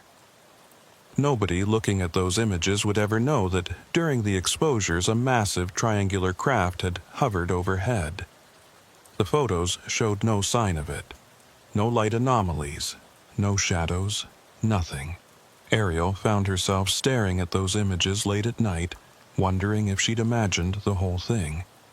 If stress or fatigue or the power of suggestion had made her see something that wasn't there. But then she'd remember the feeling, the pressure in the air, the vibration in her bones, the absolute certainty that she was looking at something real. And she'd remember that Brent had seen it too, felt it too. They'd compared notes dozens of times and their experiences matched perfectly. That couldn't be hallucination. On December 3rd, her phone rang. Unknown number. "Hello. Ariel, it's Tom Harrison, from Rachel." "Oh, hi Tom. How did you get my number?" "You gave it to me on your way out of town, don't you remember?" Ariel didn't remember that. But then again, those last few hours in Rachel were a blur of exhaustion and confusion. "Right, sorry. What's up?" "I wanted to ask you something. After you saw the triangle, did you have any strange dreams?" The question caught Ariel off guard. "Dreams? Why?" "Just answer the question. Strange dreams, vivid ones, maybe featuring geometric shapes or lights." Ariel hesitated. She had been having strange dreams, almost every night since returning from Nevada. Dreams where she was standing in the desert watching the triangle. Dreams where the 3 lights separated and formed patterns in the sky. Dreams that felt more like memories than dreams. "Yes," she admitted. "How did you know?" "Because everyone who sees the triangle reports the same thing. The dreams start a week or 2 after the sighting and continue for about a month. Then they stop." "What are they?"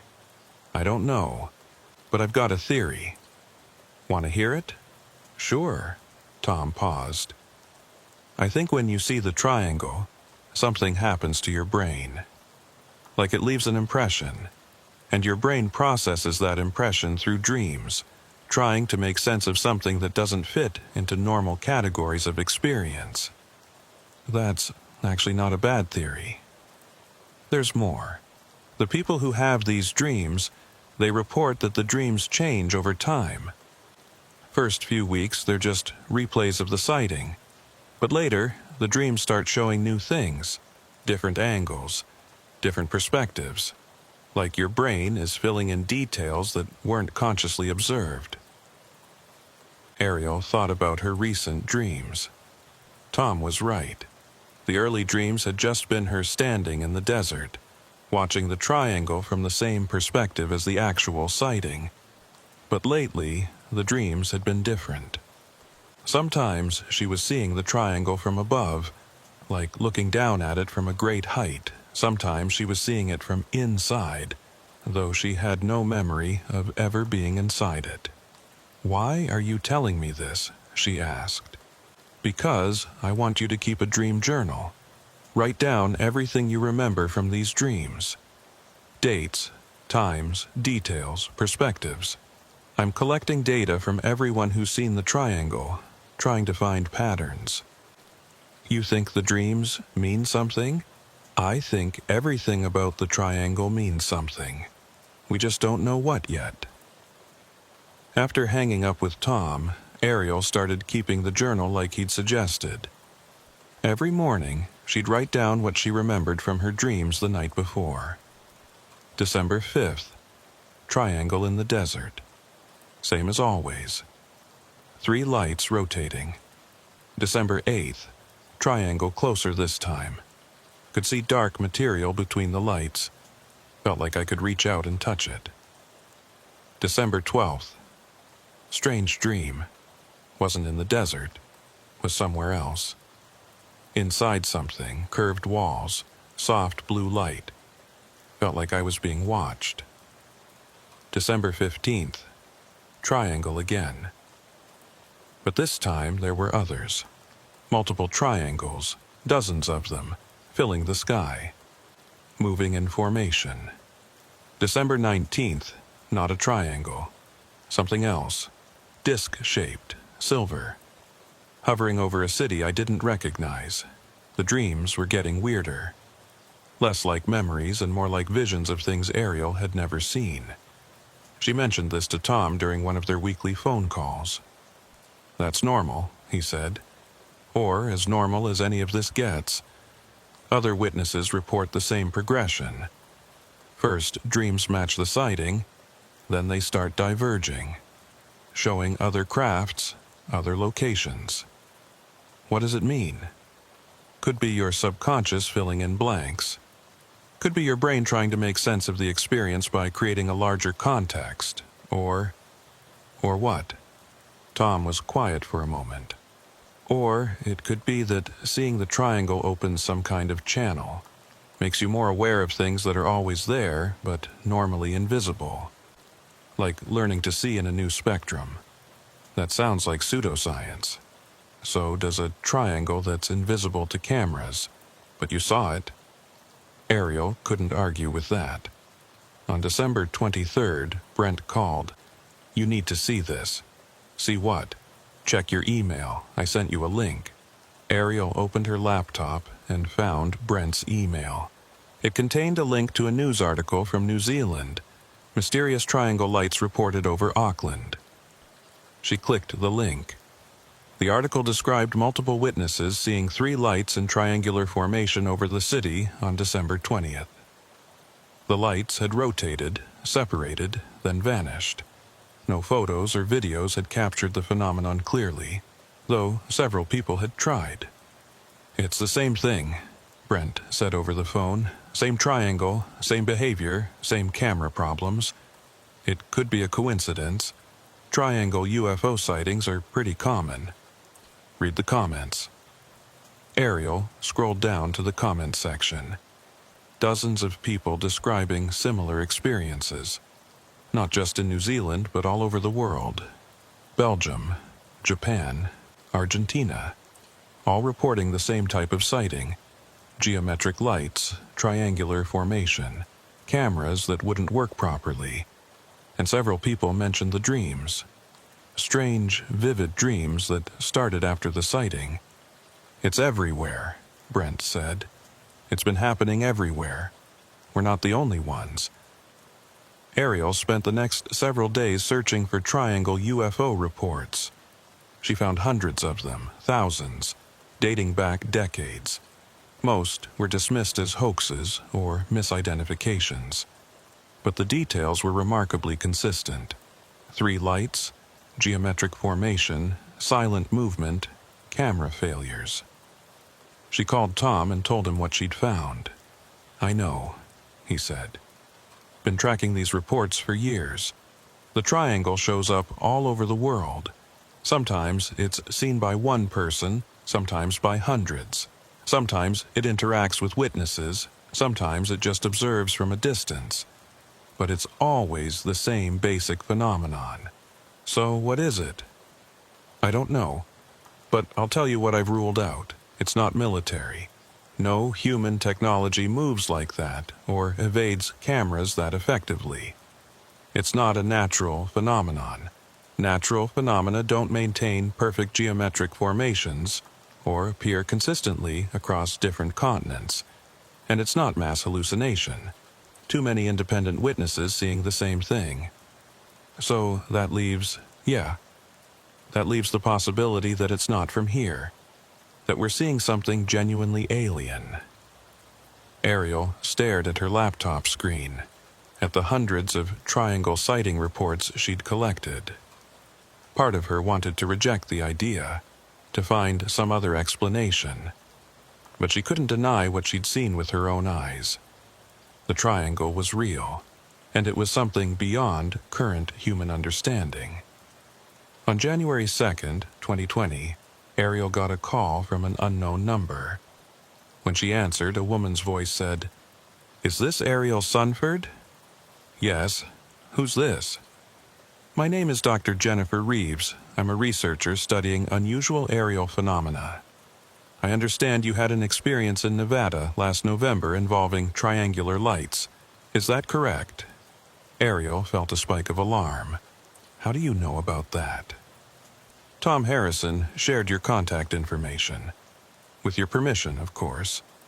I'm part of a research group that's been investigating these phenomena for several years. We're collecting testimonies from credible witnesses." "What kind of research group?" "Private. Funded by individuals interested in understanding these events. Not military, not government. Just scientists trying to gather data on something that's clearly happening but not well understood." "What do you want from me?" "Just your story. What you saw, when you saw it, any details you remember, and if you're willing, I'd like to examine the photo files from your cameras. Even if they didn't capture the triangle, the metadata might tell us something." Ariel thought about it. Part of her wanted to refuse, to put the whole experience behind her and move on with her life. But another part of her wanted answers, needed to understand what she'd seen. "Okay," she said. "I'll talk to you." Over the next hour, Ariel told Dr. Reeves everything. The triangle on the horizon. The walk that never brought them closer. The craft hovering overhead. The complete failure of multiple cameras to capture any of it.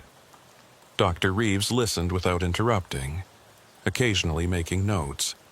When Ariel finished, Dr. Reeves said, "Thank you. That matches what we've heard from other witnesses. Now, about those photo files. Would you be willing to send them to me for analysis?" "What kind of analysis?" "Primarily metadata examination. We want to see if there are any anomalies in the files themselves. Time stamps that don't match, corrupted data, unusual artifacts, things that might indicate some kind of electromagnetic interference, even if the images themselves are normal." Ariel agreed and emailed the files. 3 days later, Dr. Reeves called back. "We found something interesting," she said. "Your time-lapse sequence has a gap." "A gap?" "The images are time-stamped every 30 seconds, right?" "Yes." "Well, there's a 4-minute period during your sighting where no images were recorded. The sequence jumps from 10:47 p.m. to 10:51 p.m. with no frames in between." Ariel pulled up the files on her laptop and checked. Dr. Reeves was right. She'd been so focused on looking for images of the triangle that she hadn't noticed the missing frames. "That's impossible," Ariel said. "The intervalometer was running continuously. It shouldn't have stopped." "It didn't stop. The files are just missing, like they were never created. Or like they were created and then removed from the memory card." "How is that possible?" "We don't know. But it's consistent with other cases we've examined. Cameras don't just fail to capture the triangle. Sometimes they lose data entirely. Files go missing. Timestamps get corrupted. Memory cards develop errors that weren't there before. So you're saying something actively prevents the phenomenon from being photographed. That's our working hypothesis. Whatever the triangle is, it has some way of interfering with recording equipment. Not just visual cameras, but audio recorders, video cameras, even radar in some cases. Ariel felt a chill. That's not possible with any technology we have. I know, which suggests it's technology we don't have. After the call ended, Ariel sat with her laptop, staring at the gap in her photo sequence. 4 minutes of missing time. 4 minutes when the triangle had been directly overhead and her camera had simply stopped recording. She thought about Tom's theory, about the triangle studying humans, watching, learning. And she thought about Dr. Reeves's research. Multiple witnesses, consistent reports, camera failures that defied explanation. Whatever the triangle was, it was real. It was intelligent, and it was being very careful not to leave evidence behind.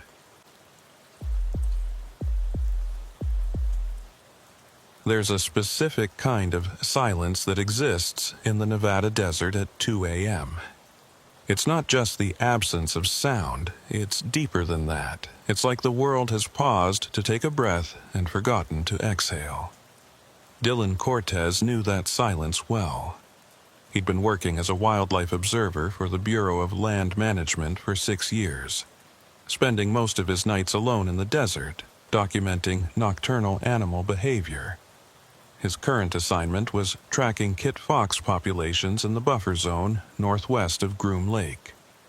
The military didn't love having civilians this close to their restricted areas, but endangered species protection trumped operational security, at least on paper. Dylan's setup was simple: a portable blind about 8 miles from the nearest restricted area boundary, equipped with night vision cameras, motion sensors, and enough battery power to run for 3 days straight. He'd park his truck a quarter-mile away and hike in, staying quiet, staying invisible, watching the desert do what it did when humans weren't looking. On February 14, 2020, Dylan was on his 3rd night of a planned 5-night observation session. The kit foxes were active, which was good. He'd documented 2 different family groups and gotten clear footage of hunting behavior. His supervisor would be pleased. At 2:17 a.m., Dylan was reviewing footage on his laptop when he noticed something odd in the peripheral cameras. There was a glow on the northern horizon. Faint, bluish. Not like moonlight or starlight. Something else. He switched to the live feed from the north-facing camera. The glow was definitely there, low on the horizon, maybe 5 or 6 miles away. It pulsed gently, brightening and dimming in a slow rhythm. Dylan checked his map. There was nothing out there. No roads, no buildings, no infrastructure of any kind. Just empty desert between his position and the restricted boundary. He grabbed his binoculars and stepped out of the blind. The February night was cold, his breath visible in small clouds. The glow was visible to his naked eye now, a soft blue radiance that seemed to float just above the desert floor. Through the binoculars, Dylan could make out more detail. The glow wasn't coming from a single source. It was more diffuse, like light being scattered through fog or mist. But there was no fog in the desert. The air was bone dry. Dylan checked his watch. 2:19 a.m. He made a mental note of the time and pulled out his phone to take a photo. The phone on screen flickered when he opened the camera app. The image was distorted, pixelated, like severe digital interference. Dylan tried closing and reopening the app. Same problem. He switched to his professional camera, the one he used for documentation. Same issue. The viewfinder showed static and digital artifacts instead of a clear image. Great, Dylan muttered. Equipment malfunction. Just what he needed in the middle of an observation session. He looked up at the glow with his naked eyes. It was getting brighter. The blue tint was more pronounced now, almost electric in quality, and it seemed closer, not moving toward him exactly, just less distant. Dylan's training told him to document everything, even equipment failures. He pulled out his field notebook and started writing by flashlight. 2:21 a.m. Bluish glow observed north of blind. Approx 5 to 6 miles distance. Camera equipment malfunctioning. Possible electromagnetic interference. As he wrote, he became aware of a sensation he couldn't quite describe. A feeling like the air pressure had changed. His ears didn't pop, but he felt something similar. A subtle shift in the environment that his body registered, even if his conscious mind couldn't identify what had changed. The glow pulsed brighter, then brighter again. Dylan set down his notebook and watched. The blue light was expanding now, spreading across the northern horizon like a slow-motion explosion. Still silent, still gentle, but definitely growing. And then it stopped, not fading out, just stopping. The light reached a certain size and simply held that position. A dome of soft blue radiance illuminating a patch of desert Dylan couldn't quite see clearly. He checked his watch. 2:23 a.m. Wait. Dylan looked at his watch again. The second hand was moving normally, the minute hand ticking forward. But the time read 2:21 a.m. That couldn't be right. He checked his watch at 2:19, written in his notebook at 2:21, and now it was 2:21 again. Dylan tapped the watch face. Sometimes the mechanism stuck, especially in cold weather, but the second hand kept moving smoothly. The watch appeared to be working fine. It just showed the wrong time. Or did it? Dylan pulled out his phone. The screen was still showing interference, but he could barely make out the time in the corner. 2:21 a.m., the same as his watch. But that meant he'd lost 2 minutes somewhere. 2 minutes between writing in his notebook and checking the time again. 2 minutes that had just disappeared. Dylan felt a spike of adrenaline. Missing time. That's what people always talked about in UFO encounters. Abduction stories. Missing time where hours passed in what felt like minutes. But this was the opposite. Time that should have passed, but didn't. The blue glow began to fade. Not gradually. Rapidly. Like someone had thrown a dimmer switch. In the space of maybe 5 seconds, the glow went from bright and visible to completely gone. The northern horizon returned to its normal darkness. Dylan stood outside his blind, breath coming fast, trying to make sense of what had just happened. He checked his watch again. 2:23 a.m. now. Time was moving forward normally. Whatever had happened, it was over. Dylan went back into the blind and checked his equipment. The cameras were working again. The static and interference were gone. He pulled up the recorded footage and scrubbed back to 2:17 a.m. when the glow had first appeared. The footage showed the northern horizon, dark and empty. No glow, no blue light, nothing unusual at all. Dylan kept scrubbing forward. 2:18, 2:19, 2:20. Nothing. Then, at 2:21 a.m., the video simply jumped. One frame showed the normal dark desert. The next frame showed the same view, but the timestamp had skipped ahead. From 2:21:17 to 2:21:21. 4 seconds of missing footage. Dylan checked the other cameras. Same thing. All of them had a 4-second gap at exactly 2:21 a.m. The footage before the gap was fine. The footage after the gap was fine. But those 4 seconds were just gone. What the hell? Dylan whispered. He spent the next hour reviewing everything. His field notes, his watch, the camera footage, trying to piece together a timeline that made sense. At 2:17 a.m., he'd noticed the glow. At 2:19 a.m., he'd checked his watch and written in his notebook. At some point after that, he'd experienced what felt like a few minutes, but apparently was no time at all, because when he'd checked his watch again, it had read 2:21 a.m. 2 minutes earlier than it should have been, but the cameras showed a 4-second gap at 2:21 a.m. None of it made sense. Time didn't run backward. Cameras didn't just lose footage for no reason, and glows in the desert didn't appear and disappear while making electronics malfunction. Dylan knew he should report this. The BLM had protocols for unusual observations. But what would he say? That he'd seen a blue light and lost 2 minutes and his cameras had a 4-second gap, and all of this happened near Area 51. They'd think he was making up UFO stories, or having a mental health crisis. Either way, his credibility would be shot. Dylan decided to sit on it. Finish his observation session, document the kit foxes like he was supposed to, and keep the weird light incident to himself, at least until he could figure out what had actually happened. At 2:47 a.m., his satellite phone rang. Dylan stared at it.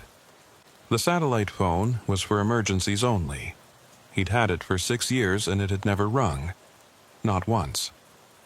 He answered. "Hello? Is this Dylan Cortez?" A man's voice, calm and professional. "Yes. Who is this?" "My name is Shane Halbrook. I work security for a private contractor in the area. I'm calling because we detected some unusual readings on our monitoring equipment about 30 minutes ago, and your position was in the vicinity. Did you observe anything unusual tonight?" Dylan felt his stomach drop. What kind of readings? "Electromagnetic anomalies. Brief, but significant. They originated from a location approximately 6 miles north of your current position." "How do you know my current position?" "You're registered with the BLM for wildlife observation in this sector. We keep track of civilian presence in the buffer zones for safety reasons. Now, did you observe anything unusual?" Dylan hesitated. This could be a trap. If he admitted seeing something, they might think he'd wandered into restricted areas, or witnessed classified activity. Either way, he could lose his BLM clearance. But the person on the phone already knew something had happened. Denying it seemed pointless. "I saw a blue glow," Dylan admitted, "north of my position. It appeared around 2:17 a.m. and disappeared around 2:23 a.m. My cameras malfunctioned during the event." There was a pause, then. "What kind of malfunction?" "Interference. Static. The footage has a gap, 4 seconds missing at 2:21 a.m. Another pause, longer this time. Dylan could hear faint voices in the background, like Shane was consulting with someone. "Mr. Cortez, I need you to stay exactly where you are. Don't move from your current location. I'm coming to your position. ETA approximately 20 minutes. "Wait, why? What's going on?" "I'll explain when I arrive. Just stay put. This is important." The line went dead.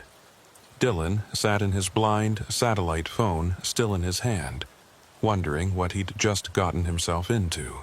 23 minutes later, headlights appeared in the distance. A vehicle approaching from the east, bouncing over the rough desert terrain. It pulled up near Dylan's truck and stopped. A man got out. Tall, maybe 40 years old, wearing tactical pants and a dark jacket. He had a flashlight but kept it pointed down, not shining it directly at Dylan's blind. "Mr. Cortez," he called out. "Shane Halbrook. We spoke on the phone." Dylan emerged from the blind. "You got here fast." "I was already in the area. We have a monitoring station about 15 miles east. Can we talk?" They sat in Shane's vehicle, a modified SUV with equipment racks in the back and multiple screens built into the dashboard. It looked more like a mobile command center than a security truck. "Okay," Dylan said. "What's this about? And who exactly do you work for?" "I work for a private security contractor that monitors the buffer zones around restricted government facilities.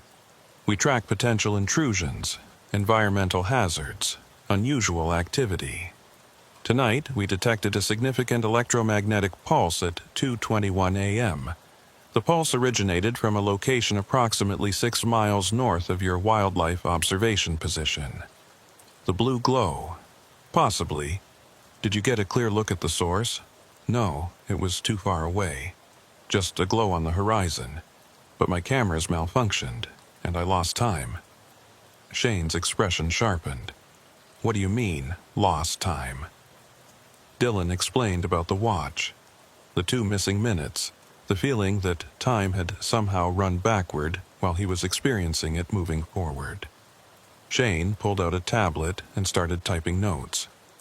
"What time did you first notice the glow?" 2:17 a.m. "And when did your watch show the wrong time?" "After the glow got brighter. I checked my watch at 2:19, wrote in my notebook, looked back at the glow for what felt like a few minutes, then checked my watch again, and it read 2:21, 2 minutes earlier than it should have been." Shane stopped typing. "Your watch went backward?" "That's what it seemed like. But time can't go backward. So maybe I misread it the first time, or maybe the watch malfunctioned." "May I see your watch?" Dylan held out his wrist. Shane examined the watch carefully, checking the movement of the second hand, the date function, the general condition. "It's working normally now," Shane said. "Standard mechanical watch, no electronic components. These don't usually malfunction unless they're physically damaged." "So, what happened?" Shane leaned back in his seat. "I'm going to tell you something that's not common knowledge. What I'm about to say is covered under about 6 different security classifications. But given what you experienced tonight, you need to know this." Dylan felt his heart rate increase. "Okay." "The electromagnetic pulse we detected at 2:21 a.m. wasn't the first we've recorded in this area. We've detected similar pulses approximately once every 2 to 3 months for the past 4 years. They always originate from the same general location, always happen between 2 a.m. and 4 a.m., and they always coincide with reports of unusual visual phenomena. Blue glows? Sometimes blue, sometimes white. Occasionally other colors, but always a glow or light source that doesn't correspond to any known activity in the area." "You're talking about UFOs?" Shane smiled slightly. "I'm talking about unidentified aerial phenomena, UAPs. Whether they're aliens or classified military technology or something else entirely, I don't know.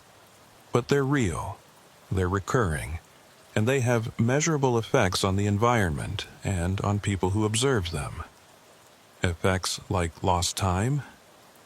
"Among other things. Some observers report time moving faster than normal. Some report it moving slower. Some report discrepancies in their watches or phones, and almost everyone reports camera malfunctions or missing footage." Dylan thought about his cameras, the 4-second gap in the recordings. How many people have seen these things? "Hard to say. Most people in this area at night are either military personnel who can't talk about what they see, or civilians who don't want to sound crazy. But we've documented at least 30 separate incidents over the past 4 years." "And what does your company do with this information?" "We collect it, analyze it, try to understand patterns, and we report it up the chain to whoever's paying us, which in this case is a consortium of private interests who want to know what's really going on in the Nevada desert." "So you're not military?" "No. Though we work adjacent to military operations. They tolerate our presence because we help them keep track of civilians in sensitive areas, and because sometimes we detect things their systems miss. Shane pulled up a file on his tablet. Here's what I need from you. I need your footage from tonight, including the gap. I need your field notes, and I need you to fill out a detailed statement about exactly what you experienced and when. And if I refuse?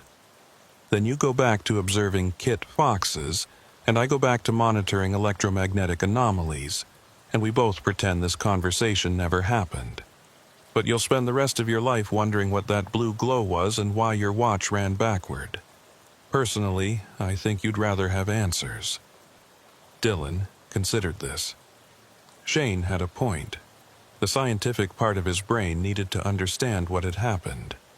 Needed to know if there was a rational explanation, or if he'd genuinely witnessed something beyond current understanding.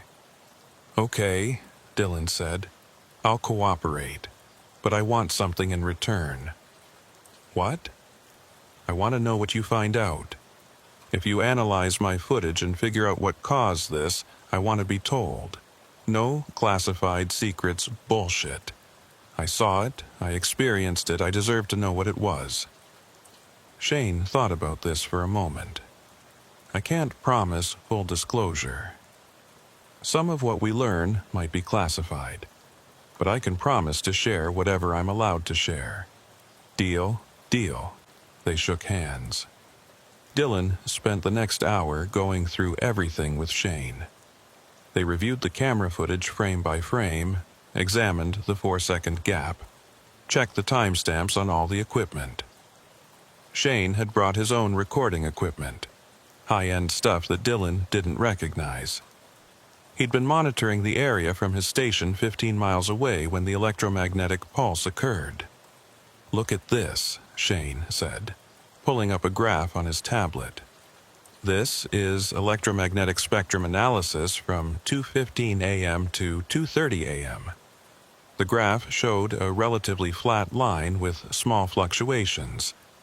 Then, at exactly 2:21:17, there was a massive spike. The line shot up, held at peak intensity for exactly 4 seconds, then dropped back to normal. 4 seconds, Dylan said. The same as the gap in my footage. Exactly. Whatever happened, it happened during that 4-second window. The electromagnetic pulse was so strong it probably fried every electronic sensor within a mile radius. But my cameras still worked. They just have a gap. Right, which suggests the pulse didn't destroy the equipment. It just prevented it from recording. Like it created a blind spot. Dylan studied the graph. What about the time discrepancy, my watch going backward? That's harder to explain. Mechanical watches aren't affected by electromagnetic pulses. They're purely mechanical, no electronics to interfere with. So, how did my watch lose 2 minutes? Shane was quiet for a moment. I have a theory. It's not scientific, and it's probably going to sound crazy. After tonight, I'm ready for crazy. What if time didn't run backward? What if it ran at different speeds in different locations? Dylan frowned. I don't follow. Think about it. You were standing outside your blind. I was at my station 15 miles away. What if the electromagnetic pulse created a localized field where time moved differently? Inside the field, time slowed down. Outside the field, it moved normally. From your perspective, only a few subjective seconds passed.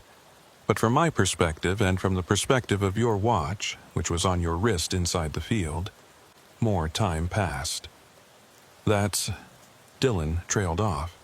That's not how time works. According to Einstein, it is. Time dilation is real. It happens near massive gravitational fields, or at extreme velocities. If something could generate a strong enough field, it could theoretically slow down time in a localized area. But this wasn't a black hole or a spacecraft moving at light speed. It was a blue glow in the desert. I know, which is why I said the theory sounds crazy. They sat in silence for a while, watching the desert through the windshield. The sky was beginning to lighten in the east. Dawn was maybe 90 minutes away. "So what now?" Dylan asked. "Now, I take this data back to my company. We'll analyze it, compare it to previous incidents, see if we can identify any patterns. And I'll reach out to you when we have results." Shane pulled out a business card. It was plain white with just a name, phone number, and email address. No company logo, no title. "Call me if you see anything else unusual," Shane said. "Any time, day or night, even if you think it's nothing. These phenomena tend to recur, and sometimes they focus on specific individuals." "Focus? What do you mean?" "People who witness one event often witness others. It's like once you've seen it, you become more likely to see it again. We don't know why." Dylan took the card. "That's unsettling." "Yeah. Welcome to the world of UAP research. It's all unsettling." Shane left around 4 a.m. Dylan stayed in his blind, trying to focus on the Kit Foxes, but his mind kept returning to the blue glow and the missing time and the 4-second gap in his footage. At 6:30 a.m., he packed up his equipment and drove back to his apartment in Tonopah. He was supposed to have 2 more nights of observation, but he couldn't bring himself to go back. Not yet. Not until he had some answers. Dylan spent the next 3 days trying to research time dilation and electromagnetic pulses, and anything else that might explain what he'd experienced. The more he read, the less sense it made. Time dilation required extreme conditions. Gravitational fields from massive objects like black holes or neutron stars, velocities approaching the speed of light. You couldn't just create localized time dilation with an electromagnetic pulse. The energy requirements would be astronomical, unless you had technology beyond anything humanity had developed. Which brought Dylan back to the question he'd been avoiding. Had he witnessed alien activity? The idea seemed absurd. He was a scientist. He dealt in observable data and measurable phenomena. Aliens were speculation, science fiction. But what other explanation fit the facts?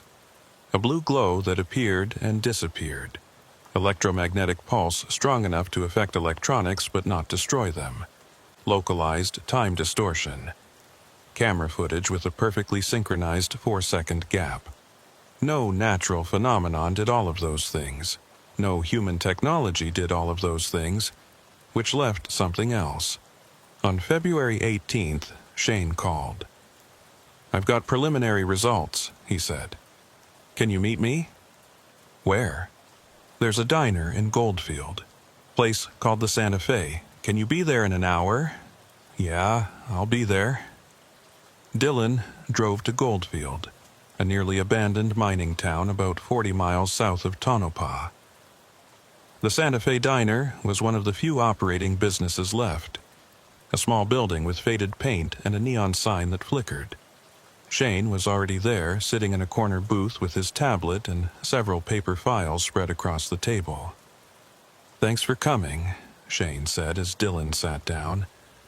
"I wanted to do this in person because some of what I'm about to show you is sensitive."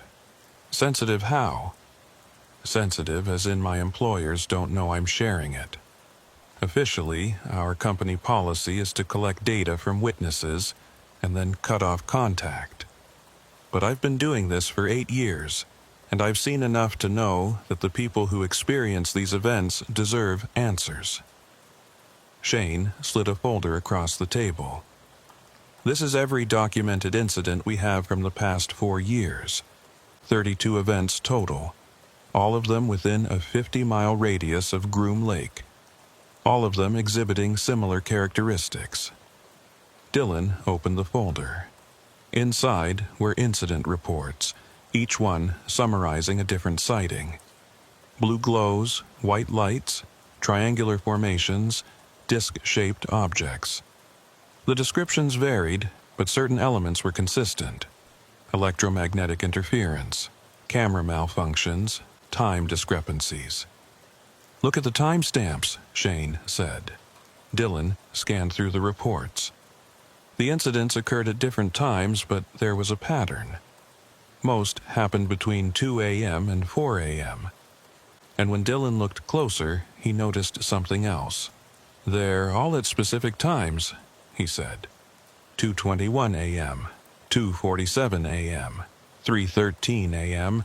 The times repeat across different incidents. Exactly. Whatever these phenomena are, they seem to occur at precise intervals. Not random, scheduled.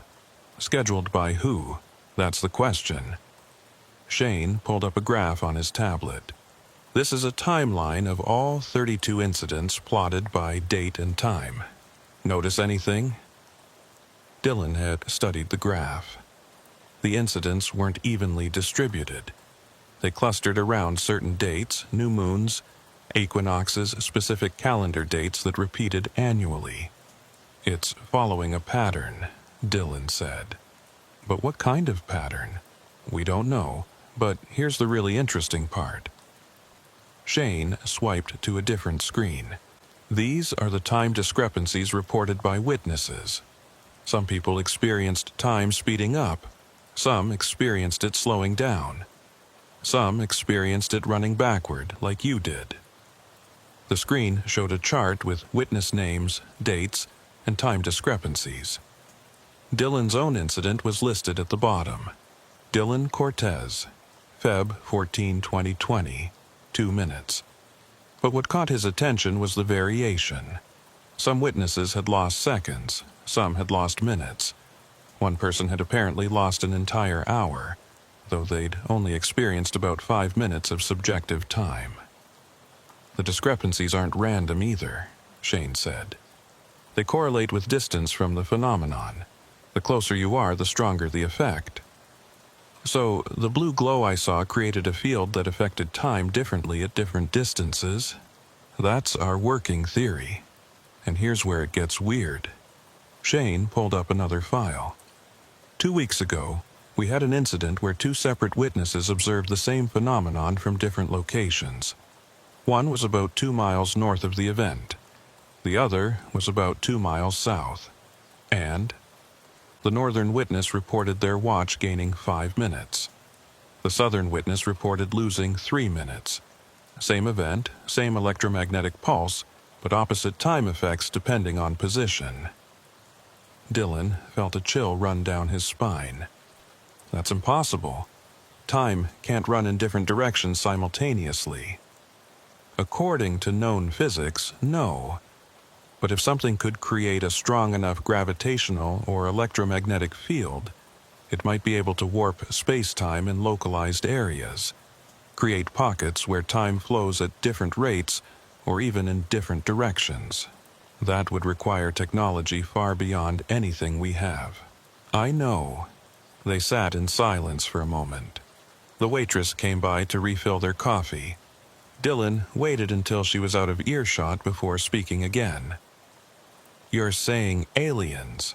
I'm saying something is creating localized space-time distortions in the Nevada desert, and we don't know what it is or why it's happening. Alien is one possibility. Classified military technology is another. Or it could be something we don't have a category for yet." Dylan looked at the incident reports again. 32 documented events. Dozens of witnesses. Consistent patterns. This wasn't random. This was organized, deliberate.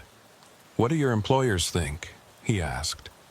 "Officially, they think it's probably advanced military testing, black budget projects, experimental aircraft with unconventional propulsion systems that create electromagnetic side effects. And unofficially, about half of them think it's alien activity. The other half think it's some kind of natural phenomenon we don't understand yet. Me? I've stopped trying to guess. I just collect data and hope that eventually we'll have enough pieces to see the full picture." Shane enclosed his tablet and gathered his files. "There's one more thing. The reason I really wanted to meet in person." "What?" "Your camera footage. The 4-second gap. We analyzed it in detail and we found something unusual. More unusual than a 4-second gap? Yes. The gap isn't actually empty. Dylan frowned. What do you mean? I mean, there's data there. It's not missing, it's encrypted, or corrupted in a very specific way. Like someone took those 4 seconds of footage and scrambled it so thoroughly that it looks like blank frames. Why would someone do that? That's what I've been trying to figure out. We've seen this before in other incidents. Camera footage that appears blank but actually contains scrambled data. We think whatever creates these phenomena also creates some kind of electromagnetic signature that corrupts recording equipment in predictable ways. Have you been able to unscramble any of it? Not yet, but we're working on it. If we can figure out the encryption pattern, we might be able to recover the actual footage from those missing seconds. And if you do, then we'll finally be able to see what actually happens during these events. Not just the effects, but the cause. Shane stood up to leave. I'll keep you updated. And Dylan, be careful out there. If you see anything else, call me immediately. Don't try to investigate on your own. Why? Because people who get too close to these phenomena sometimes don't come back. Dylan didn't go back to his wildlife observation station. He told his BLM supervisor he'd gotten sick and needed a few days off. Not entirely a lie. He did feel sick, unsettled, like the world had shifted slightly off its axis and nothing quite fit right anymore. He spent his time reading through the incident reports Shane had given him. Each one told a similar story. Someone in the wrong place at the right time, witnessing something impossible, and walking away with more questions than answers. One report caught his attention. An incident from November 2019 involving a photographer named Ariel Sunford. She'd seen triangular lights that maintained constant distance no matter how close she got. Her cameras had refused to capture the phenomenon. Dylan found Ariel's website. She was a professional landscape photographer based in Flagstaff. Her portfolio was impressive. Desert landscapes, night photography, star trails, the kind of work that required patience and technical skill. On impulse, Dylan sent her an email. Ms. Sunford, my name is Dylan Cortez. I'm a wildlife observer with the BLM. I recently had an experience near Area 51 that involved unusual lights and camera malfunctions. I came across a report that mentioned you had a similar experience last year. I'm trying to understand what I saw, and I was wondering if you'd be willing to talk about what happened to you. Dylan. He didn't expect a response. Why would a professional photographer want to discuss something that probably hurt her credibility? But 2 hours later, his phone rang. Unknown number. Hello? Is this Dylan Cortez? This is Ariel Sunford. I got your email. Oh, hi. Thanks for calling. You said you saw lights near Area 51? Yeah. Blue glow. My cameras malfunctioned, and I lost time. My watch ran backward. There was a long pause. What do you mean backward? Dylan explained the whole incident, the glow appearing, his watch showing an earlier time than it should have, the 4-second gap in his camera footage. When he finished, Ariel was quiet for a moment. That's different from what I experienced. But the camera problems are the same. Multiple cameras, all failing to capture something that was clearly visible. How do you explain it? I don't. I've tried. I've researched every possible cause. Electromagnetic interference, atmospheric phenomena, equipment failure. Nothing fits. So either I'm missing something fundamental about physics, or I witnessed something that doesn't fit into known physics. Someone told me that witnesses of these events tend to see them again. Has that been your experience? No. I saw the triangle once. Never again. Though I did have strange dreams for about a month afterward. Dreams about what? The triangle. Different perspectives. Sometimes I was seeing it from above, sometimes from inside. like my brain was processing the experience in different ways.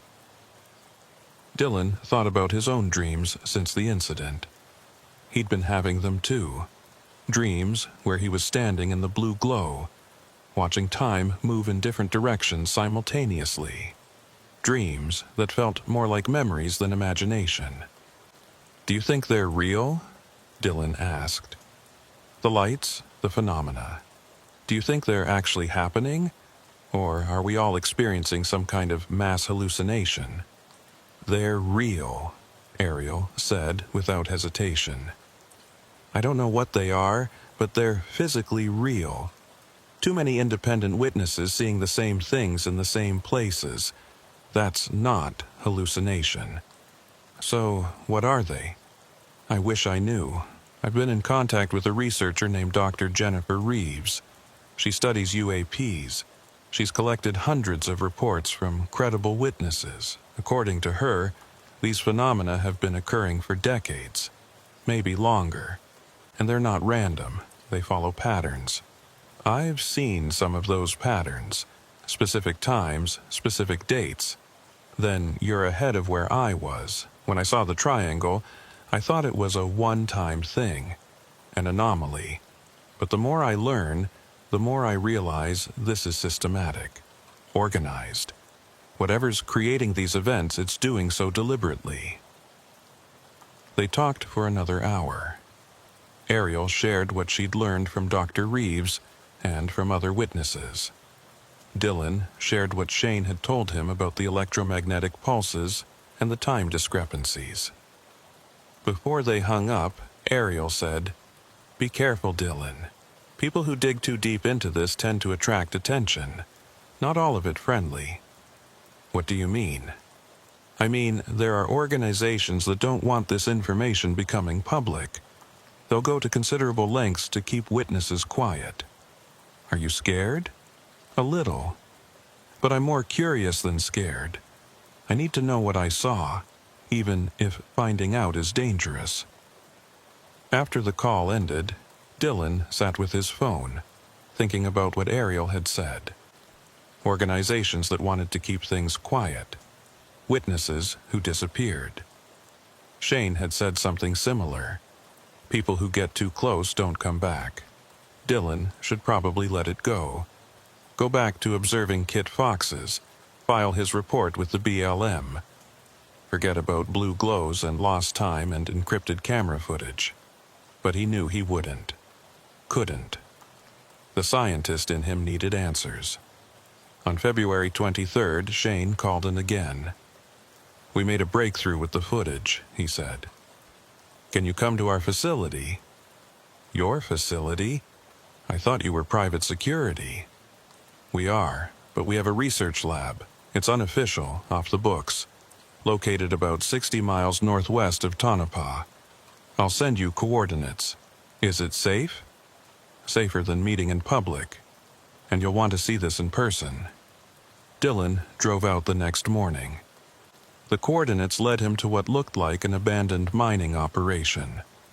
Old buildings, rusted equipment, no signs of current activity. But when he knocked on the door of the main building, it opened immediately. Shane was waiting inside. "Welcome to the lab," Shane said. Inside, the building was anything but abandoned. Computers, servers, monitoring equipment, and several people Dylan didn't recognize working at various stations. It looked like a combination of a research facility and a military command center. "Who are all these people?" Dylan asked. "Researchers, analysts, former military, former NASA, former academics. People who got interested in UAPs and decided to dedicate their careers to understanding them. Come on, I'll show you what we found." They went to a back room where a large monitor displayed Dylan's camera footage. The 4-second gap was frozen on screen, showing what appeared to be blank frames. "We ran the footage through several decryption algorithms," Shane said.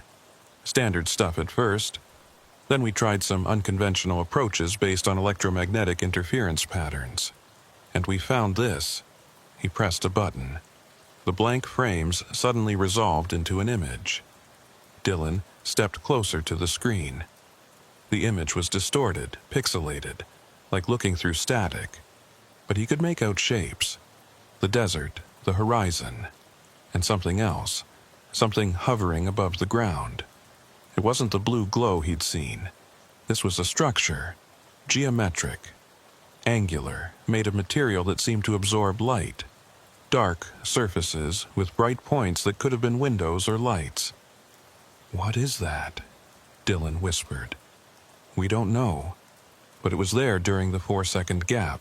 Your cameras captured it, even though you didn't consciously see it. How is that possible?" "I was looking right at that location. If something that big was there, I would have seen it." "Not necessarily. If it was generating the electromagnetic field that created the time distortion, it might have been invisible to normal perception while simultaneously being recordable by cameras. That doesn't make sense." "None of this makes sense. But here's what we know.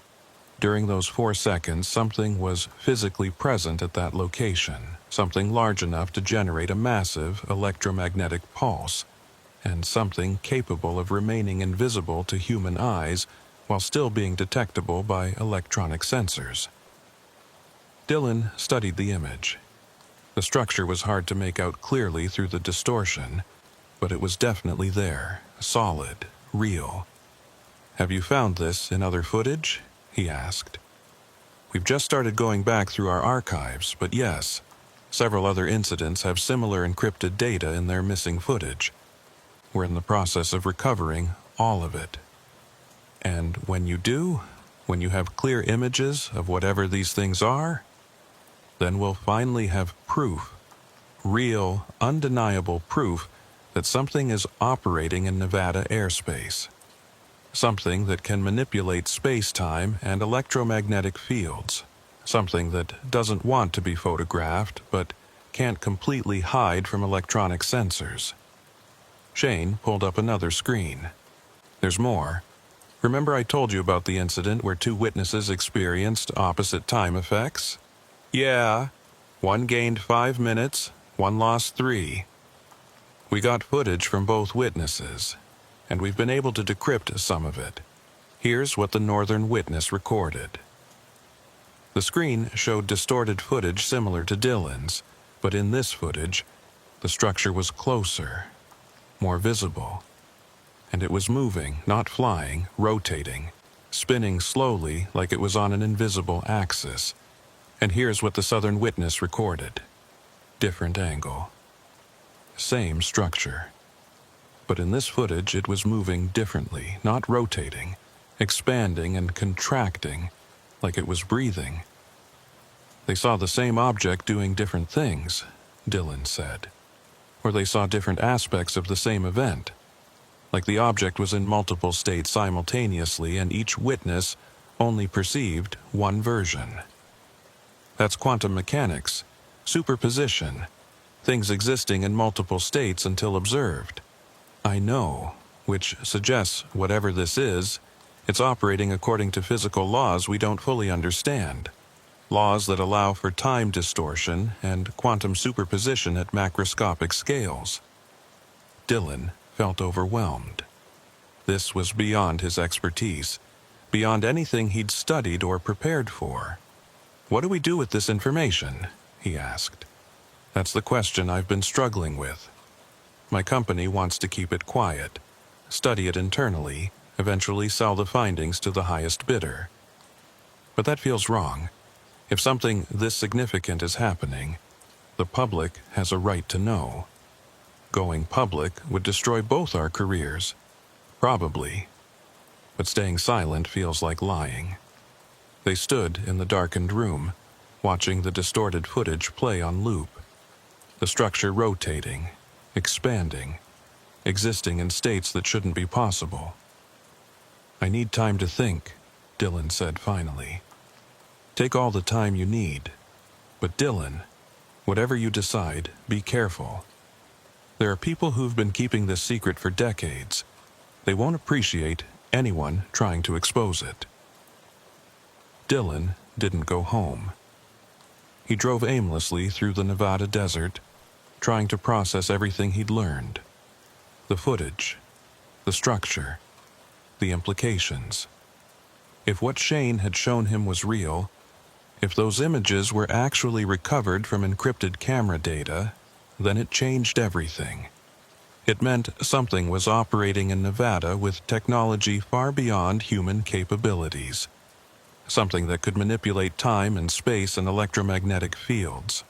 And it meant the government probably knew about it. Had to know about it. You couldn't have objects appearing regularly in restricted airspace for decades without the military noticing. Which raised the question, why hadn't they told anyone? Dylan's phone rang. He pulled over to answer. Mr. Cortez, this is Dr. Jennifer Reeves. Ariel Sunford gave me your number. I understand you had an encounter near Groom Lake. Yes, how did you... Ariel mentioned it. I'd like to talk to you about what you experienced. Are you familiar with my research? Ariel mentioned you. You study UAPs? Among other things. Mr. Cortez, what I'm about to tell you is based on 15 years of research and interviews with hundreds of witnesses. The phenomena you experienced is part of a larger pattern. A pattern that suggests organized, systematic activity. I'm listening. The time discrepancies you experienced aren't random. They correlate with proximity to the phenomenon and the intensity of the electromagnetic pulse. We've documented cases where time ran backward, forward, faster, slower. All of it depends on position relative to the source. Shane showed me some of that data. Good. Then you understand that we're dealing with something that can manipulate space-time. Not just electromagnetic fields, but the fundamental fabric of reality. That level of technology suggests something far beyond current human capability. You think it's alien. I think it's non-human. Whether it's extraterrestrial or extra-dimensional or something else entirely, I don't know. But it's demonstrably not a natural phenomenon, and it's not military testing. How can you be sure it's not military? Because the military is just as confused as we are. I have contacts in the Pentagon who've confirmed that these events occur in restricted airspace without authorization. They detect them, they scramble jets, and by the time anyone gets close, the phenomena have disappeared. The military isn't creating these events. They're reacting to them. Dylan pulled back onto the road, heading nowhere in particular. So, what's the end game if something non-human is operating in Nevada, manipulating time, avoiding detection? What's it trying to accomplish? That's the question I've been trying to answer for 15 years. The best theory I have is observation. Whatever these phenomena are, they seem to be studying us, watching, recording, but not interfering beyond what's necessary to avoid capture. Why here? Why Nevada? Nevada has the advantage of being remote, sparsely populated, and already associated with classified activity. People expect weird things to happen here. Reports get dismissed as conspiracy theories or misidentified military aircraft. It's the perfect place to operate if you want to observe humans without drawing too much attention. But people are noticing. Witnesses like me, like Ariel, we're documenting these events. True, but without clear evidence, you'll never convince the broader public. And the phenomena seem to be very good at preventing clear evidence from being collected. Dylan thought about the encrypted footage Shane had shown him. What if we had evidence? Clear images of the structures. Dr. Reeves was quiet for a moment. Do you have such images? Someone I know might. Recovered from encrypted camera data. Then you need to be very careful, Mr. Cortez. There are organizations, both governmental and private, that have a vested interest in keeping this information suppressed.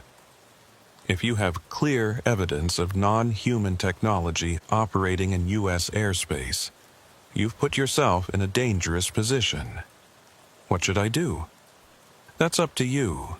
You can share the evidence and risk the consequences. Or you can stay quiet and live with knowing the truth but being unable to prove it. Neither option is appealing. After the call ended, Dylan kept driving. He found himself heading back toward the location of his original sighting. The spot where he'd seen the blue glow, where he'd lost 2 minutes, where his cameras had captured 4 seconds of encrypted data. He arrived around sunset. The desert looked peaceful, empty, no signs of the strangeness that had occurred here 9 days ago. Dylan set up his equipment again. Cameras, sensors, his laptop. If the phenomena operated on a schedule, if they appeared at specific times, maybe they'd appear again. He waited. 8 p.m. came and went. Nothing unusual. Midnight. Still nothing. At 2:17 a.m., exactly 9 days after his first sighting, Dylan saw the glow. It appeared in the same location, same blue color, same gentle pulsing. This time, Dylan was ready. He had multiple cameras recording from different angles. He had electromagnetic sensors running. He had his watch synchronized to atomic time via his laptop. The glow brightened. Dylan felt the pressure change in the air. His ears popped, the sensation of time shifting like the world was moving at a different speed. He checked his laptop. The timestamp read 2:21:17. The cameras stopped recording, all of them, simultaneously. The electromagnetic sensors spiked, off the charts, beyond what they were designed to measure. And Dylan's watch ran backward. He watched it happen. The second hand moving counterclockwise. The minute hand ticking in reverse. From 2:21 back to 2:19. 2 minutes of time, unwinding. But Dylan's subjective experience didn't reverse. He didn't feel like he was moving backward. He felt like he was standing still while time flowed around him in strange patterns. The blue glow condensed, concentrated, and through the distortion Dylan could see what his eyes had missed the first time. The structure, geometric, angular, made of dark material that absorbed light, hovering maybe 50 feet above the ground, larger than he'd realized from the recovered footage, at least 100 feet across, and it was rotating, slowly, deliberately. Each rotation creating ripples in the air that Dylan could almost see, distortions in space that bent light and time. Dylan pulled out his phone, tried to take a photo. The camera app wouldn't open. The screen was frozen. He tried to run. His legs wouldn't respond. He was locked in place, unable to move, forced to watch as the structure rotated above him. A beam of light emerged from the structure's center. Not bright, soft, blue, the same color as the glow that had appeared on the horizon. The beam touched the ground a few feet from Dylan, and where it touched, time rippled. Dylan could see it, actually see it.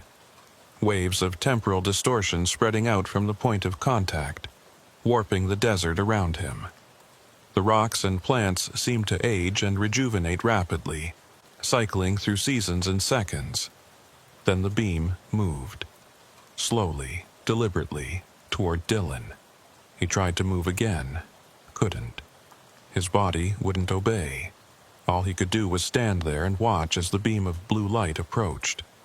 It touched his foot, and Dylan felt time fragment. He was standing in the desert at 2:21 a.m. He was also standing there at 2:19 a.m. and 2:23 a.m. All simultaneously. Multiple versions of himself existing in the same space, experiencing different moments. It wasn't painful. It was disorienting. Like being in several places at once, seeing the world from multiple temporal perspectives. The structure continued to rotate. The beam moved up Dylan's body, scanning him, recording him, studying him. And in that moment of temporal fragmentation, Dylan understood something. This wasn't random. This wasn't a malfunction or an accident. The time distortions were intentional. The structure was creating pockets of differential time flow, studying how biological systems responded to temporal manipulation. It was an experiment, and Dylan was the subject. The beam reached his head. Dylan felt his consciousness expand across multiple time streams. He was in the desert. He was in his apartment. He was in conversations he hadn't had yet and conversations he'd had years ago. All of it happening simultaneously. Then the beam retracted. The structure stopped rotating, and time snapped back into linear flow. Dylan gasped, suddenly able to move again. He fell to his knees, disoriented, his sense of temporal continuity shattered. When he looked up, the structure was gone. The blue glow had vanished. The desert was dark and silent. Dylan checked his watch. 2:21 a.m., the same time as when the event had started. He checked his laptop. Its timestamp showed 2:25 a.m. 4 minutes had passed, but Dylan's watch insisted only seconds had gone by. His cameras had stopped recording. The files ended at exactly 2:21:17, but the timestamp on the laptop said they should have recorded for another 4 minutes. Dylan sat in the desert, trying to process what had happened, trying to reconcile the multiple temporal perspectives he'd experienced. He'd been right there, inside the temporal distortion field. He'd seen the structure clearly, he'd felt time fragment around him, and he understood now that this was bigger than he'd realized. Not just isolated incidents, not just random phenomena. This was systematic research. Something non-human was conducting experiments on time and consciousness, using human subjects, learning how biological systems responded to temporal manipulation. And it had been happening for years, maybe decades. Dylan packed up his equipment with shaking hands. He needed to tell Shane, needed to share what he'd experienced. But when he got back to his truck and checked his phone, he found a text message. Sent at 2:21 a.m. from an unknown number. "We see you seeing us. This must stop.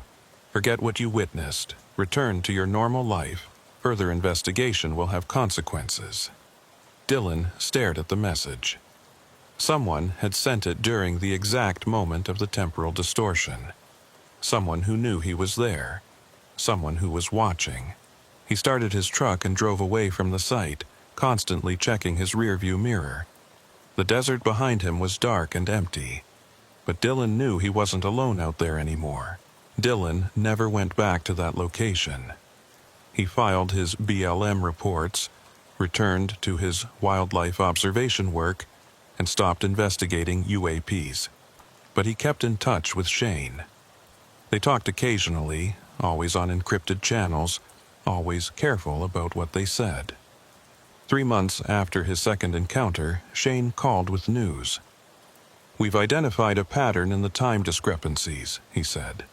"Every witness who experienced time running backward was within a specific distance and direction from the phenomena. North-northeast specifically, always the same quadrant." "What does that mean?" Dylan asked. "It means the temporal distortion isn't random, it's directional. Like the structure creates a field that affects time differently depending on your position relative to it. North-northeast experiences reverse time flow. South-southwest experiences accelerated time. East and west experience normal flow with minor fluctuations. So it's like a compass, a temporal compass." "Exactly. And if we can map these patterns across all documented incidents, we might be able to predict where and when the next event will occur." Dylan felt a chill. "You're talking about intercepting it." "I'm talking about being prepared, having equipment in place, getting clear footage from multiple angles simultaneously. Real documentation." "That's dangerous. You saw the message I got." "I know. But Dylan, we're so close. We have encrypted footage showing the structures. We have temporal mapping data. We have witness testimonies from credible observers. All we need is one clean recording, one undeniable piece of evidence. And then what? You go public and get killed for it? Shane was quiet for a moment. I've been doing this for 8 years. I've seen things that changed how I understand reality. I can't just sit on that knowledge. It feels like lying to the entire human race. Dylan understood. He felt the same way. But he also remembered the fear he'd felt when the beam had touched him. The sensation of time fragmenting, the helplessness. "Be careful," was all he said. Shane's company did manage to set up monitoring equipment at predicted locations. They captured more encrypted footage, more data, more evidence that something impossible was happening regularly in the Nevada desert. But they never got the clean recording Shane wanted. The phenomena were too good at avoiding documentation, too aware of being watched. In June 2020, Shane stopped answering Dylan's calls. Dylan tried the encrypted channels, the office number, the email, nothing. He drove out to the monitoring station where he'd first met Shane. The building was abandoned, equipment gone, no signs that anyone had been there for months. Dylan asked around. No one knew anything. The security company Shane worked for claimed they'd never employed anyone by that name. The research lab Dylan had visited couldn't be found. The coordinates led to an empty mining site with no evidence of recent activity. It was like Shane had never existed. Dylan reported him missing to the police. They investigated briefly, found no evidence of foul play, and closed the case.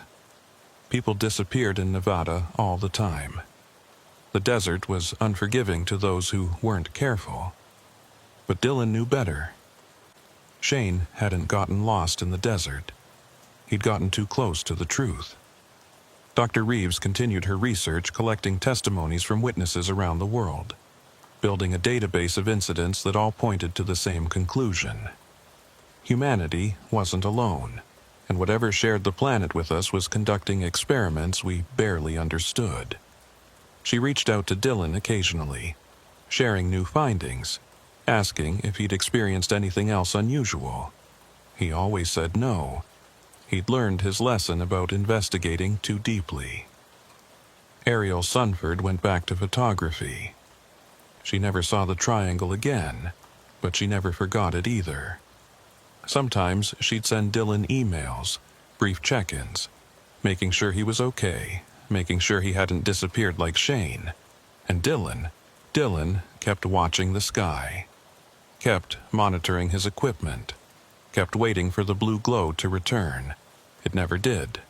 Either the phenomena had moved to different locations, or Dylan had been flagged as too aware, too curious, someone who'd gotten too close.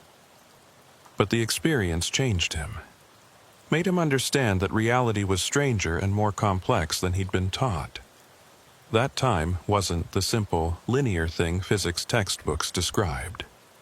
That consciousness might be more fundamental to the universe than matter. He kept Shane's files, the encrypted footage, the temporal mapping data. All of it stored on hard drives in a safe deposit box in Reno. Insurance, in case something happened to him. Instructions to release everything if he disappeared. And sometimes, late at night, Dylan would check his watch and wonder if time was flowing normally, or if he was caught in some subtle distortion he couldn't detect. He'd remember the sensation of existing in multiple moments simultaneously. The feeling of time fragmenting around him. He'd remember Shane's voice saying they were close to understanding. And he'd wonder if understanding was worth the price. Because once you've felt time fragment around you, once you've existed in multiple moments simultaneously, you never quite trust linear time again. You notice the small discrepancies. The moments when your watch seems slightly off. The conversations that feel like they've happened before. The dreams that might be memories of futures that haven't occurred yet. The truth is out there, in the Nevada desert, in encrypted camera footage, in the experiences of witnesses who saw too much and can't prove what they know. The truth is that something is watching us, studying us, manipulating time and space around us. And we're not ready for that truth. Not yet. Maybe not ever. But the structures keep appearing. The temporal distortions keep occurring. The witnesses keep accumulating. And somewhere, in the dark spaces between what we know and what we're allowed to know, the pattern continues. Systematic, organized, deliberate. And we can only watch and wonder and wait.